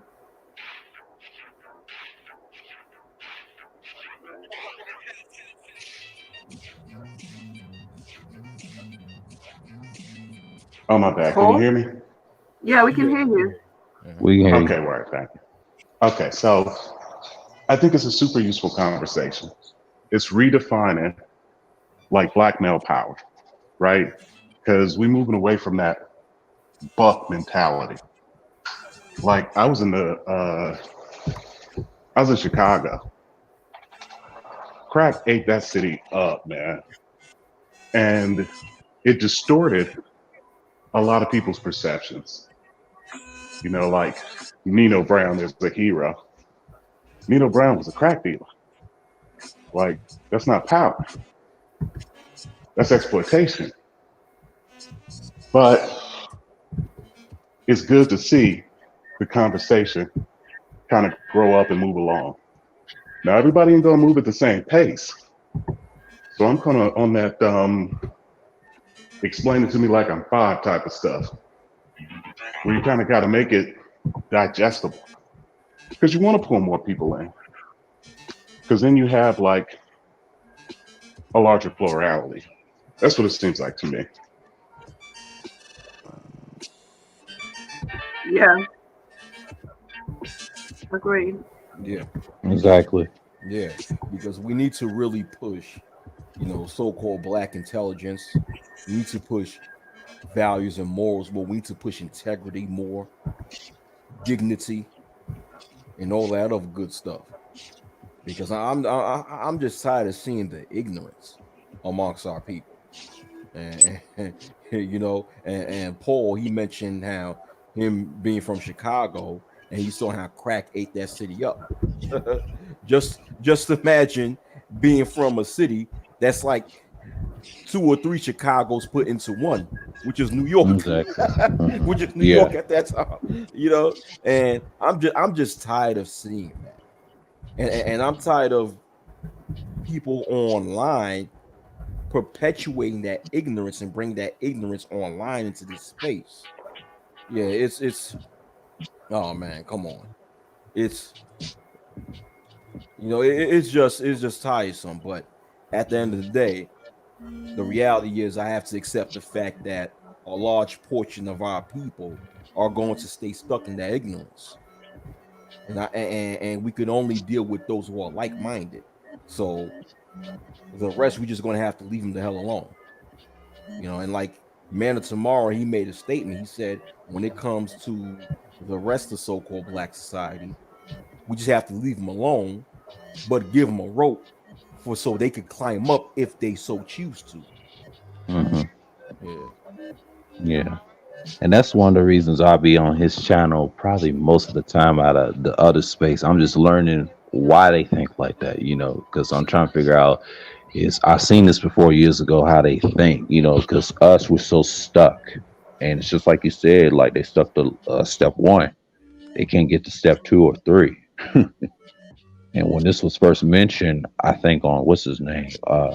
He called himself the report, but I call him Mr. Reset. And dude is so hyper emotional. I think he got his channel flagged from a live stream recently, and he's got like a third channel.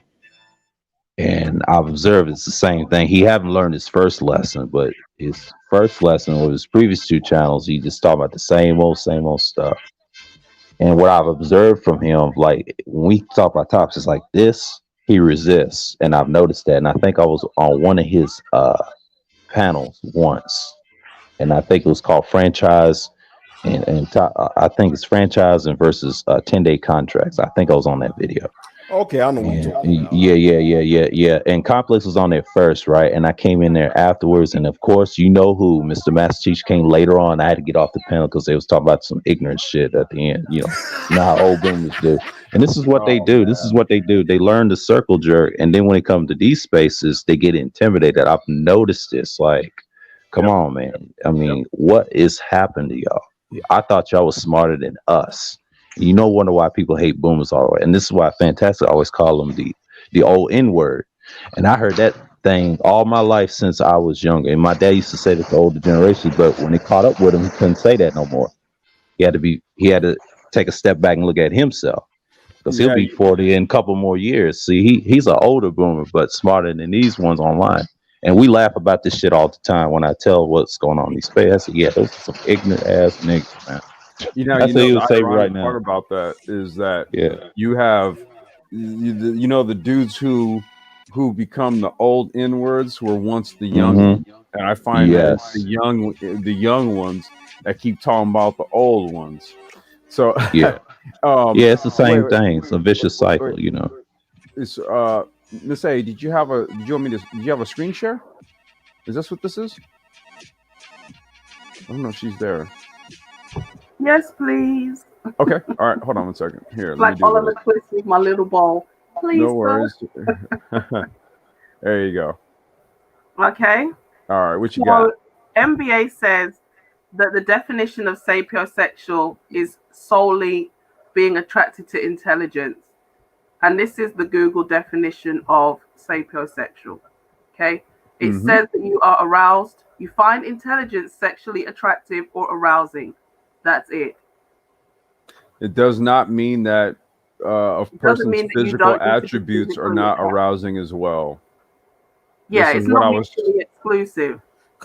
That's what I was trying to get across to Mr. Fantastic. It's just that you find you highly value. I don't know. I don't know why. Well, no. Here's how you do it, Miss A. Here's how you do it. Okay, he mentioned a 75 IQ Beyonce, right? So here's how you do this. You take the same Beyonces. Let's just we clone them. There's two of them, right? One has a 75 IQ. One has like a 110 IQ. I want the one with the 110 IQ, bro. Mm. I don't want any chick with a 75 IQ. If you're saying I have to, there's a Beyonce here, but she's stupid, and then I know that there's like another chick who looks just as good as her, but she's like totally whip smart. Fuck the 75 IQ Beyonce, dude. I'll let you have her. Complex. You take her. Complex. Yeah. Remember last night on my panel when we were speaking, and I stated how in this space people try to make a dichotomy out of everything. Yeah. This Right. is one example. Yeah, that's right. You did. Yep. They try to create a dichotomy between a Yeah. sapiosexual and one who's physically attracted, or one who's physically attractive, trying to make it seem like they both mutually exclusive from each other when he could be attracted to both. A sapiosexual does not like antisocial socialite is saying. A sapiosexual doesn't mean that one is only attracted to someone intelligence. Your ability to read fast. Right. It's like I just said, it's multiple things that one is when it comes to attraction, there's multiple levels to it. So a person can be attracted to multiple things about a person. How is that? Why is that so hard to comprehend? It's not that hard. They don't expect you to be smart if you're in a relationship with them, and that's what I read about the sapiosexual thing. And then it's interesting though, what it tells you how to attract them, and they tell you like, look, they don't want you to know everything. They want to see what you are as a character, basically, in your mind and how you function every day. It's like, hey, how you doing? And then they had lists of them. You can go on library days. So I'm like, it's really simple. When I researched, I said, wow, really? But the concept is most people can't accept that because they're so used to the binary, rudimentary caveman-like thinking. So I blame N words like obsidian. Exactly. Ways of thinking, man. Yeah. He brought in obsidian when he rose to the ranks in this current manosphere. He created a gateway for all types of degenerates to come in and say exactly.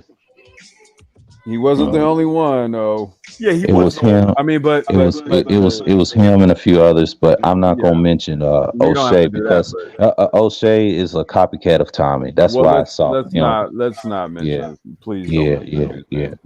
I'm not going to mention, and then says the name. Yeah. I don't really care for dude. I don't like dude. The only one I can tolerate is I think the master teacher. I wish he don't even care about his followers. Look, if you notice that, like he says that on his panels a lot. He said, look, I don't even have to do this. He can step away. And I'm like, damn, what are you talking about? And then I look at his followers, like you mentioned Complex on Wacky's channel. It's a great example what you're saying, that none of his followers don't understand what he's saying. Listen to his name. Black Gnostic Speaks.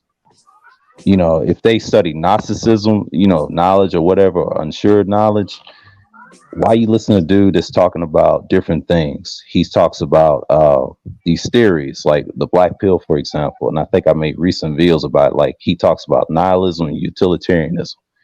And half of these dudes don't even know what these words are. Well, I mean, everybody has, that's the thing. Everybody has their starting points. O will tell you, Brain Trust got its start on BGS's panels. Okay. Yeah, So Yeah. we started there, and then this platform here is basically born out of that, right? Everything you see in terms of the subject matter, right, started there. So right. everybody, but the reason why this channel had to become what it became was because not everybody could rock with the conversations we were having there. So BGS was like, "Hey man, look, this my my subs, this is what they want." And it was like, okay, Yeah, cool. So you got to kind of respect people for where they're at, which yeah, I don't have a problem with that, right? I don't. yeah, And that's why we came over here and yeah, we did this here. Now, yeah. but it ties back into a greater conversation that then see, because it's not like everything is like completely separate, right? Like Hmm. think about like you have two bubbles, but then like they kind of overlap a little bit. Right. So this is one of those situations where you'll hear conversations in like what I would call like, just say like the, I guess you could say, greater manosphere, Hmm. and they're very binary. What O and I were talking about last night, Exactly. how the Yeah, I saw conversation is that stream. they're very oppositional, juxtaposed, and binary, Yeah. and there's no nuance, there's no intelligence to it, there's no anything. Case in point, the whole topic of this live stream, the good man, because good men are something that's being argued over in the greater manosphere, right? Like, well, how come you women can't seem to find good men? How come you guys don't choose good men? How come this? How come that? And I'm like, well, have we ever questioned whether, or have we ever really thought about what people think good is? Like, you say that as if good is just this base level understanding that we all agree on what's good and what isn't. And that's utter Hmm. nonsense. Everybody has an idea of what is good and what isn't, and it doesn't match up. Right. It's just like the videos I think I made recently about what I mentioned, the utilitarian videos I made, and it covers like difference of happiness. And then I had an issue with one of his videos, like the black pill stuff. And I mean, I try to keep it simple, but it all towards leads to other oppositions. But his videos, he you have some politics, you have some esoteric, and then you have a mix of the binary stuff. He talks about that way more on his channel, but the esoteric. So I tell his fathers, look, that's what he really wants to talk about deep down. But quiet as kept, he don't really care for the what you call it, the modern politics. He always says, and I've noticed him lately. Like he tries to get away from these dudes. It's like he don't even care. Well, I Even mean, zero tell you he don't even care at this point because once you have those followers like that, like 30,000, something like that, you don't really care at this point. I mean, and well, he's that's looking at all. us That's probably. all. He's probably watching us right now, looking at this like these dudes is on board with something greater. Well, My no, I was followers gonna ain't say doing that. shit. That no, that I mean that's the thing, right? I can't really. I honestly like. Here's what I guess that could be the case. I won't presuppose what what one, why all of the people who are sub to him, like why they're sub to him, and then two, what he thinks of him, right? I mean, Mhm.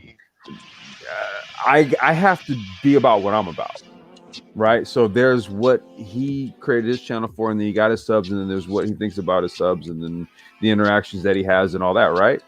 Mhm. Okay, and then there's this where I'm at and what I'm doing, and then the conversation exchanges that I'm having, and I don't know. I don't know. I can't really see. Yeah.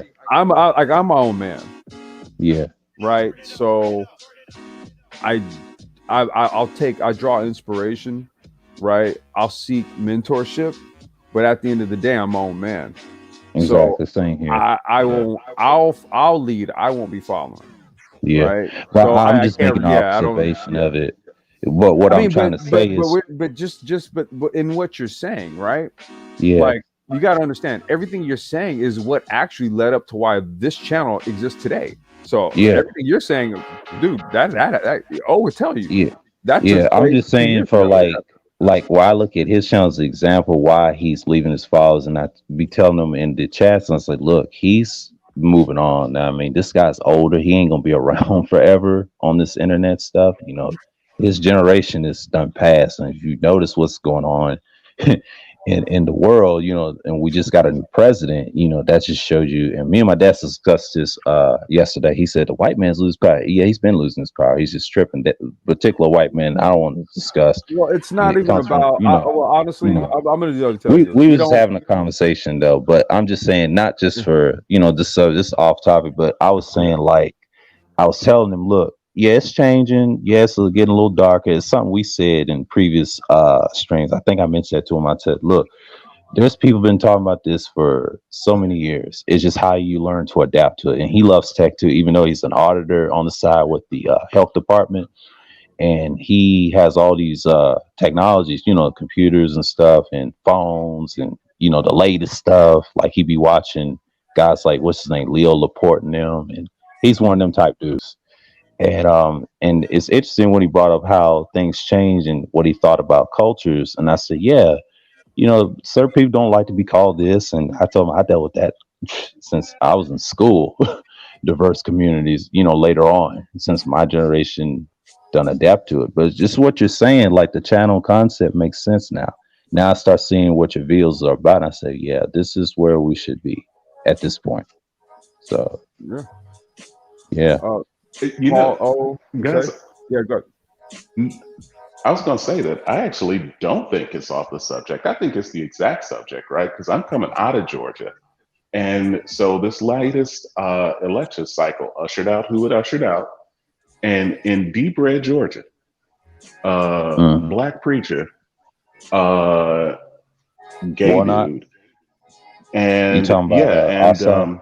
Yeah. And there yeah, was another exactly guy right. on the ballot too. Yeah, I voted for him in December, and then the outcome, most Republicans where I saw the early vote in December, they were pissed at Leffler and Purdue, because Leffler's husband Oh, and worked on the matter of fact, on the stock exchange. Yeah, stock exchange. Yeah, and they was angry too, matter of and I knew fact, they was gonna vote for that the other way. buttresses that that buttresses my point because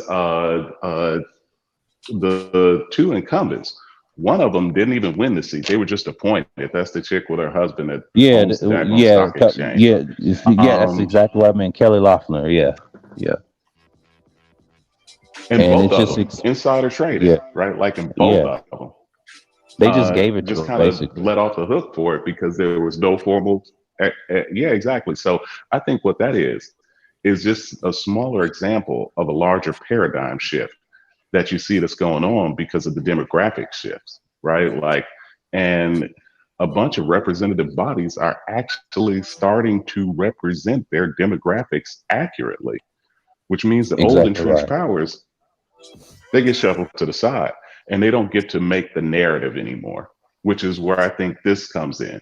Because, like, yeah, if those two old insider trading, well connected, got no kind of good from me thinking about people, yeah, they want to categorize me as an idiot and a buck and good for work, or, you know, sexually powerful but stupid as a monkey. You know, that's what they want to characterize me as. Yeah, But like, the incoming class, they're not having that because that means that you permanently barred from power and influence.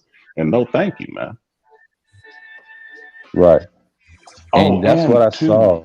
Go what ahead. I wanted to say, no, real quick, what I wanted to say is I think that here is where you meet that massive audience that got their head up their butt, right? Like, here's, I think, the middle ground where you're going to pull all of them that like have the intelligence to come, is to let them know two things that they being told that are lies.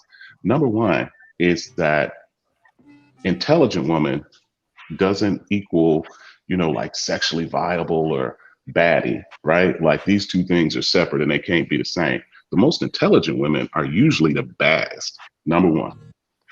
Number two is, I think, I'm sorry, I forget the young woman's name, but she said, you never lose a chick chasing money, but you can lose money Mr. chasing A. chicks. So, Yeah. yeah, Oh, Miss A, socialite. you Yeah, yeah, going out there yeah. and you Okay. establish You establish yourself. You become as powerful as you can become. And then you get to choose from whatever God you want. Period, point blank. Exactly right. Yeah. And she made some very good points. And just like this subject, and I had to hop on because I want to put my little 2 cents in what was going on. And I think I saw Wacky's video like yesterday. And then I was shocked the Complex came on and he talked about the very same thing about the conversation that the individual made. He wasn't there what the first manosphere was about, and it was that concept, the same principle. We did talk about a little politics. I mean, there was a little back and forth, but it wasn't like to these streams. This is something new. And what you're seeing is individuals are saying that the other group is so far behind, but I think that some of them is starting to come over here. And I salute this young man. What's his name? JoJo.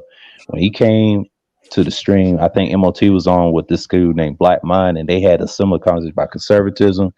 The maturity level of his, I mean, I salute it, and young brothers like him and NBA young fan, listen to this.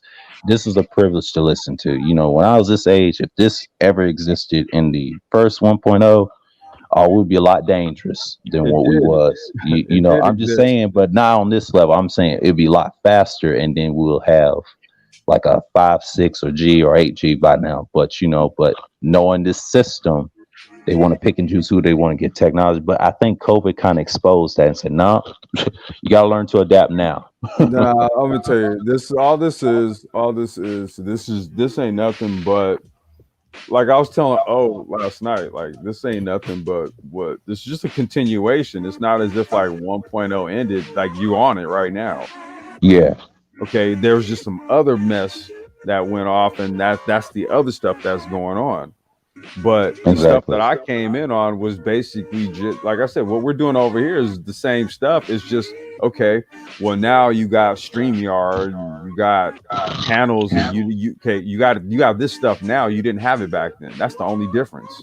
Yeah, you have Zoom, and what's the others? I mean, you just have apps basically, and YouTube wasn't as sophisticated as it is now than it was back then. We were even talking about it. We were like, look, if you wanted to respond, you could make a video, respond to somebody, and they place that video under the video. It was very convoluted.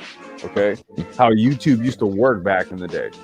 Today, not so much. Okay, so you have to go with today. Like if like me and my production partner, if we make some music, okay, we don't inherently think that what we're making is better than the shit we made before, right? We just know that we're making it with newer shit. You get what I'm saying? Yeah, I get what you're saying. Yeah, it's just so like it's nothing. Nothing has changed really. The only, in terms of what we're about, nothing's changed. We've been on this since day one. The thing is that there's not everybody is here with it. They're in other places with it, and in other places, what's being talked about.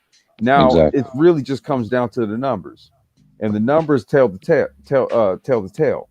So if the majority of people are rocking with something, right, that's really on a lesser plane, then over here, we just got to observe it and think about why that might be, right?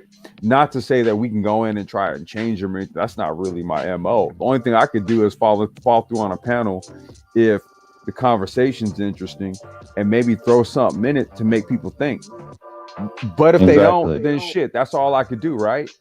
Yeah. And what I did was I fucked around and said, all right, 2020, I'm going to go mess around on other panels, because I wasn't around on other panels before then. But I said 2020, I'm going to do it. And I'll get into the conversation a little bit about relationships and stuff, and I'll toss some Sapio shit in there. I'll see if it sticks. So I would go on a breakdown. I think it was just a breakdown. I don't think I was on any other ones. It might have just been theirs. Maybe Game Changer. I can't really think of any other ones. You've been on plenty, and I think the last one. Like Bernard. Well, outside of Bernard, right? But I think the last one you was on, I call Mr. Reset. Yeah, the report. He was talking about yeah. the 10-day contract franchise, but I told that to Wacky like a couple of hours ago, like I mean minutes ago, and I was explained I came on the almost the tail end in between, but then I told him about the master teacher. He came on tail end. As soon as you left, I stayed on for like probably about 15 minutes, and since they was talking about a bunch of bullshit, I said, you know what, I gotta go. It's some nigga shit going Well, I on. mean, but that's the thing, man. It's like what you got to do is you got to respect people's platforms, right? Like, everybody Yeah. has freedom to talk about what they want to talk about, and so that's where I'll say, oh, okay, you know what, I went over to that platform, and and then I stop messing with it, and that's just what I do. I like leave it at that, right? So, Right.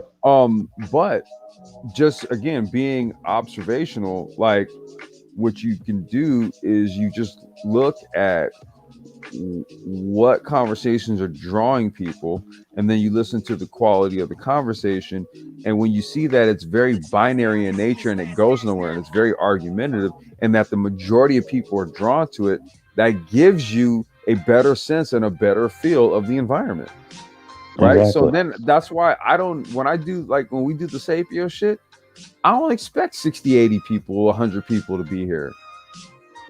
I mean, Yeah, like what 'cause- I talked about the shit on Bernard stuff, and I got people popping up on the panel wanting to debate tech with me and shit and all kind of other stuff, and then I'll say tell all you kind of why. stupid shit. So I'll hey, tell you why. I'll tell you why. Because a lot of them, if they do research the term, it is intelligent, but it does mess with. And I did some research on it, and they talk about the alphabet group don't like it because it messes with people's intelligence.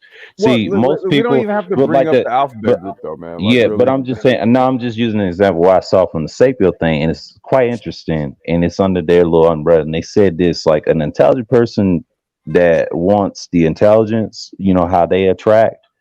Most of these dudes don't have the intelligence of what Sapios do. It depends on the lifestyle. And if you don't believe in it, it kills the urge. And what you said something vital on recent streams about this, it stops younger men to think about overly sexualized things sometimes. Like, think about the fast women, the pump and dumping, like what O was trying to say.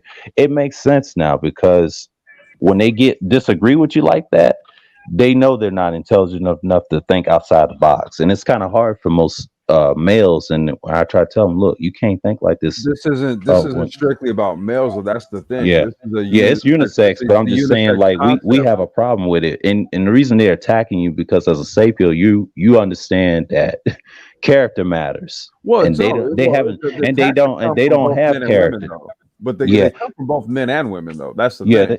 exactly. And neither side has no character. And if I noticed that, and I think I was on was in the chat room, GMT, and he was just sitting there laughing, the troll guy, right? And all of them were just don't even care binary stuff. They get mad about back chats who's sleeping. I said, look here, I gotta go.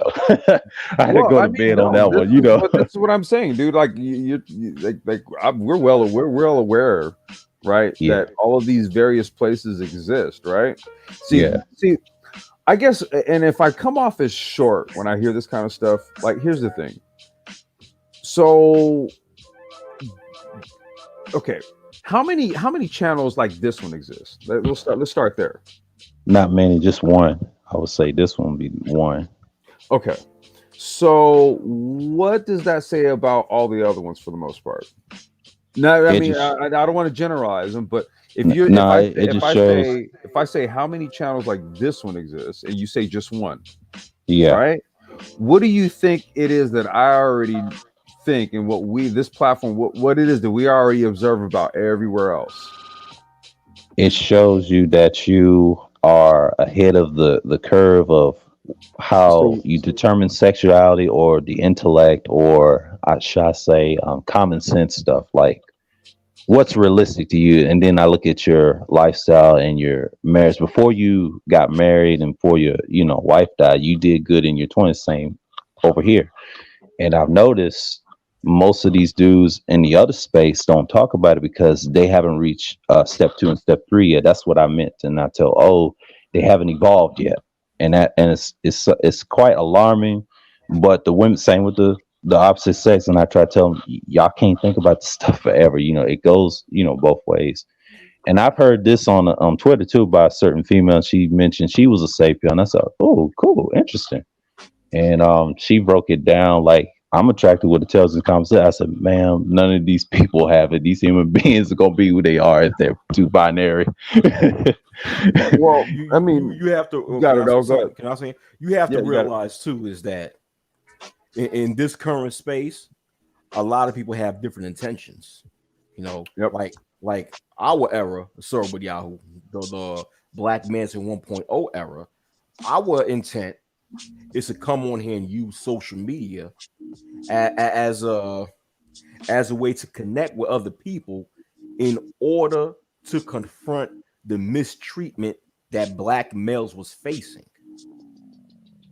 Right? So our Right. intent was to create awareness to a certain problem that was going on in the so-called Black community. In today's Black manosphere, the intent for a lot of content creators is to capitalize and become and have a little celebrity status. Exactly. So what I'm trying to say is that when people have that latter intent, you know, to have celebrity status, they're going to make content that's geared to what attracts a large audience. And they realize that ignorance is what attracts a large audience.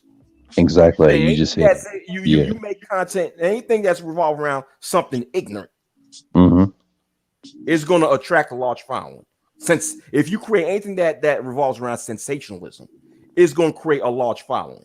Exactly. You just said it. Sensationalism. Yeah. Yes, yeah. So the intent is different, you know, and so which is real sad. Which is real Yeah, sad. it is. That's what I was trying to say. And yeah, go ahead. Because at the same time, nothing is being done in order to help these young Black boys that's coming up.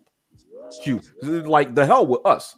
We're grown, we're adults, but I'm thinking about these young Black boys, these 4-year-old, 5-year-old, 6-year-old Black boys that's coming up in the world, Mhm. and they have to go out there as they get older and face hardships and face trauma and face being, for a lot of them, being disenfranchised systematically and not knowing why and how they're in that position. And we have a tool right here, social media, in which we could come together and confront these issues and tackle these issues, and we're not taking advantage of that. So, and it's Right. sad. Yeah. And it's Yeah, sad. Like, and- I was like, oh, I'm sorry to be long-winded. Like, Mm. I've been doing some research about the public education system in the United States of America. And let me tell you something. To make the long story short, the public education system a lot of times is geared for females to be successful in. Now, Exactly right. Yeah. it is geared for. Now, I'm not saying that males that there's. I'm not trying to say that there's no such thing as males being successful in the realms of education. But I'm just saying, Exactly. Yeah. you have a lot more females in the public education system in the United States that's excelling than males, because a lot of times the curriculum is geared towards the female mindset, and it's not necessarily geared to attract males. Therefore, a lot of males in the public education system is not excelling as they should. That's a problem. That's a It is a big problem. That's a big problem. And we're not tackling that. We're sitting there worried about some old mediocre shit. Mhm. I'm like, damn, what's going? I'm like, at least think of these Black boys, man. Yeah. But I'm done. Y'all got. Well, no, that's what. Yeah, yeah, that's this what channel O here. just This confirmed. channel here is Yeah, a go growth, ahead. is an outgrowth of that. That's why we do. I mean, shit. Even with like the sim racing stuff that I've been starting to bring to, and we got an announcement we're gonna make this weekend. It's pretty cool, man. We was all on the phone. We agreed that we want to go ahead and do it. So this weekend we're gonna announce something that the Brain Trust is gonna start doing, man. But with the sim racing stuff and all that, my whole aim is just that: is to get young brothers into the world of esports, right? Because that this is a whole burgeoning industry, and doing things like racing and all that kind of stuff. Like if you could do it in the real environment, or if you have the ability to do it, well, I will say this, just in the environment where I do a lot of motorsport activities, we've always shown to be really competent. We're always on the podiums as brothers when we get out here and do it. Okay.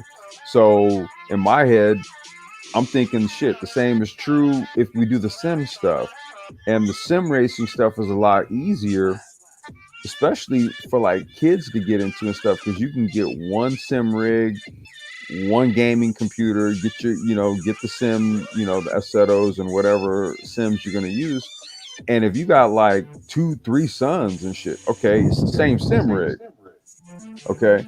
And not only that, but there's a whole entire exploding industry with regards to this. So this is where I look to have that impact. Because I grew up, wasn't many like brothers that I could look at in terms of like people that I could draw inspiration from, right? To like motivate me to actually pursue motorsport. Okay. I didn't see a lot of drivers, dude. I saw like Willie T. Ribs. Uh um trying to remember the brother's name. There's a couple brothers that were racing when I was coming up, just like literally like 3. Okay. Not much for me to motivate me to go into it. But the fact that there really weren't a lot was the motivating factor for me to get into it. Right. Because then I'm like, okay, well, maybe I could be a wave shower. So maybe if I crack my way through, then I could be the dude that'd be like, nah, man, like we could do this shit. So in some regards, man, in karting and other things, I did kind of do that. But given that I do the sim stuff, I know how accessible it is. I'm just like, man, look, get these young brothers, get them into the sim rigs, get them in. This is a way to get them into motorsports, build up a whole different skill set, you're using different parts of the brain. It's something different entirely that is well within our reach in terms of accessibility. You spend a lot of money on a lot of frivolous shit. Okay. I'm thinking you can buy a good competent computer and a budget sim rig for your kid to sit in and drive, and that can push them on the way to an automotive career of some kind. Even if it's like, okay, sim racing then leads to an interest in self-driving cars and stuff like that. That's the whole point. It's submersion. Okay, it's to submerge them into something different, to where it really they absorb it, and then it just becomes an ingrained part of them. Okay. That's Yeah. excellent. Yeah. I mean that's really what this is about. You know what I mean? So no, that's what we're trying to do here. Now, other channels, okay, well, they're trying to do that, but they're just trying to do that with regards to how to get women, I guess, right? Exactly. Get your pickup artist courses, get your whatever the hell. Like I said, every space, every sector has its thing that it's doing out here. Okay. But this one over here, as a result of all of our observations, and O can back me up on this, as a result of all of our observations, this is why this one had to be curated the way it was curated. Absolutely true. Absolutely true. Facts. And Yeah. I've been rolling with the Black Brain Trust for about 3 years, right? That's how Since the inception, bro. since its inception. Since an inception, day one. You're day one. Since inception. And when I first found this, I was like, thank God. Thank God. Dang. No, that was Mike V, man. Yeah, I first heard of it. Man. I first heard of it. I think Sheila had a panel like months and months ago last year, and you was on it. And O mentioned the Black Brain Trust, and I had to take a good look. And then he mentioned again on his channel, and then I read what y'all was about. I said, okay, y'all talk about tech, geopolitics, a little bit of everything, sim racing. And then I looked at, and I think the first video I saw was that incident with Mr. Fantastic with that bazooka. I blame him for that incident. Wait, And which one? the Mazunga video, y'all criticize how he handling something in zero, kind of destroy his Oh. points.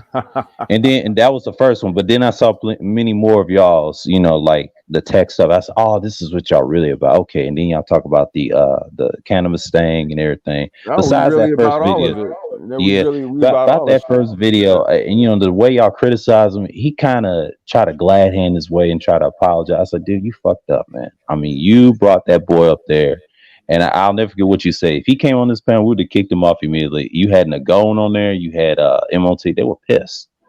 They quiet as kept. They don't want to admit that they was mad at him deep down. They didn't want to say it on the panel. They was trying to be nice to him and try to smile. No, I would have told him, say, dude, you fucked up. No, And well, I didn't I'll see, say I like didn't this, see, man. I didn't see his video or thing. I saw y'all's the way y'all saw it, and I was like, man. And Mike V was upset. No, He said, it wasn't an upset thing, man. It's just kind of like a it's like I said, man, like when we talking about like 1.0 and then we get to where we are literally at this moment on this platform here. And then sometimes you look at what took place in the between and then what's grown out of that and what is now your greater manosphere. Sometimes you just kind of left scratching your head at some of the shit that goes down. Right. You kind of like over here, we're kind of like scratching our heads like, wow, dude, like y'all didn't catch that. Y'all didn't see that. Like ever wow, since that video, y'all went on a spree after that last year around the summer when COVID and the elections hit. And after the election, MOT told their asses up, look, you fake conservatives, get off my channel. He was mad. He said, look, I'm going to evolve. And then you did the same thing. You evolved. And the brilliance of y'all too, man, is unbelievable. Like y'all just like said, well, we're moving on. Well, no, the whole thing was that you have to understand, right? That shit was only gonna last throughout the end of the election cycle anyway. Yeah. There was something for some people to latch on to, right? To make quote unquote content, right? And now meanwhile, like I would say that pretty much since I've been doing myself and I'll speak for myself. I've been telling you I've been a technocrat since day one. I'm talking about pre this channel, pre Business Wealth and Power. We got to go to BGS. Okay. So on there, we were debating technocratic principles, right? So that's nothing new for us. We didn't jump on technocracy as a flavor of the month type of thing, in an election cycle. Technocracy is nothing. That's not even a term that even comes up in current domestic politics. The only person who was running as a technocrat in this last election was Andrew Yang. Okay. Yeah. Who was the dude that I actually was backing. Okay. But outside of him, technocracy is not a concept or a conversation that's had in greater American society, let alone Black society. Exactly. You're right. Yeah. Okay. And how many other technocratic platforms do you know of on YouTube? Not many, just one. I told you just one just earlier. There you go. Yeah, and it's just like what you said the previous stream about saying about someone ran in New York, about the election as a technocrat, a female. What's her name? Nicole Ali. No, Maya. Maya. Damn. Is it okay? I'm just gonna say it like this. What he said about a few technocrats, you said complex, that just shows you where they're at, but if more people listen to this channel, I try to tell this one lady in her first, live stream, I said, come to the Black Brain Trust. Some of your ideas is kind of unisex, you got to get away from dudes that are too binary. I should have said that in her chat to get a shot at the channel. And then, I was trying to tell her like, no, we talk about something different over here. Yeah. And she's like, oh, sorry, I'm sorry to interrupt. Yeah. Her name is Maya Wiley. She's another. Yeah, Maya Wiley. Yeah. She's another technocratic person who's running for mayor of New York City as well as Andrew Yang.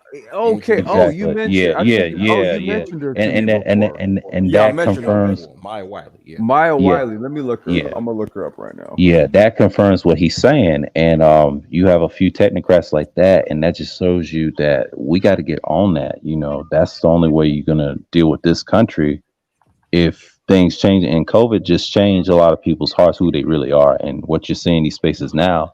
The post Trump is here. You know, and what you gonna do now? You know, you got to be resourceful or productive, or if you're not, I'm gonna say, look, you can't be stagnated at this point because we're here now. What you gonna do? You know what? I'm to the point of the fact. I'm to the point where you know what? If a person want to stagnate, let them stagnate. Yeah. Yeah, We can't waste our energy or our time to focus on them. If they want to stagnate, let them be.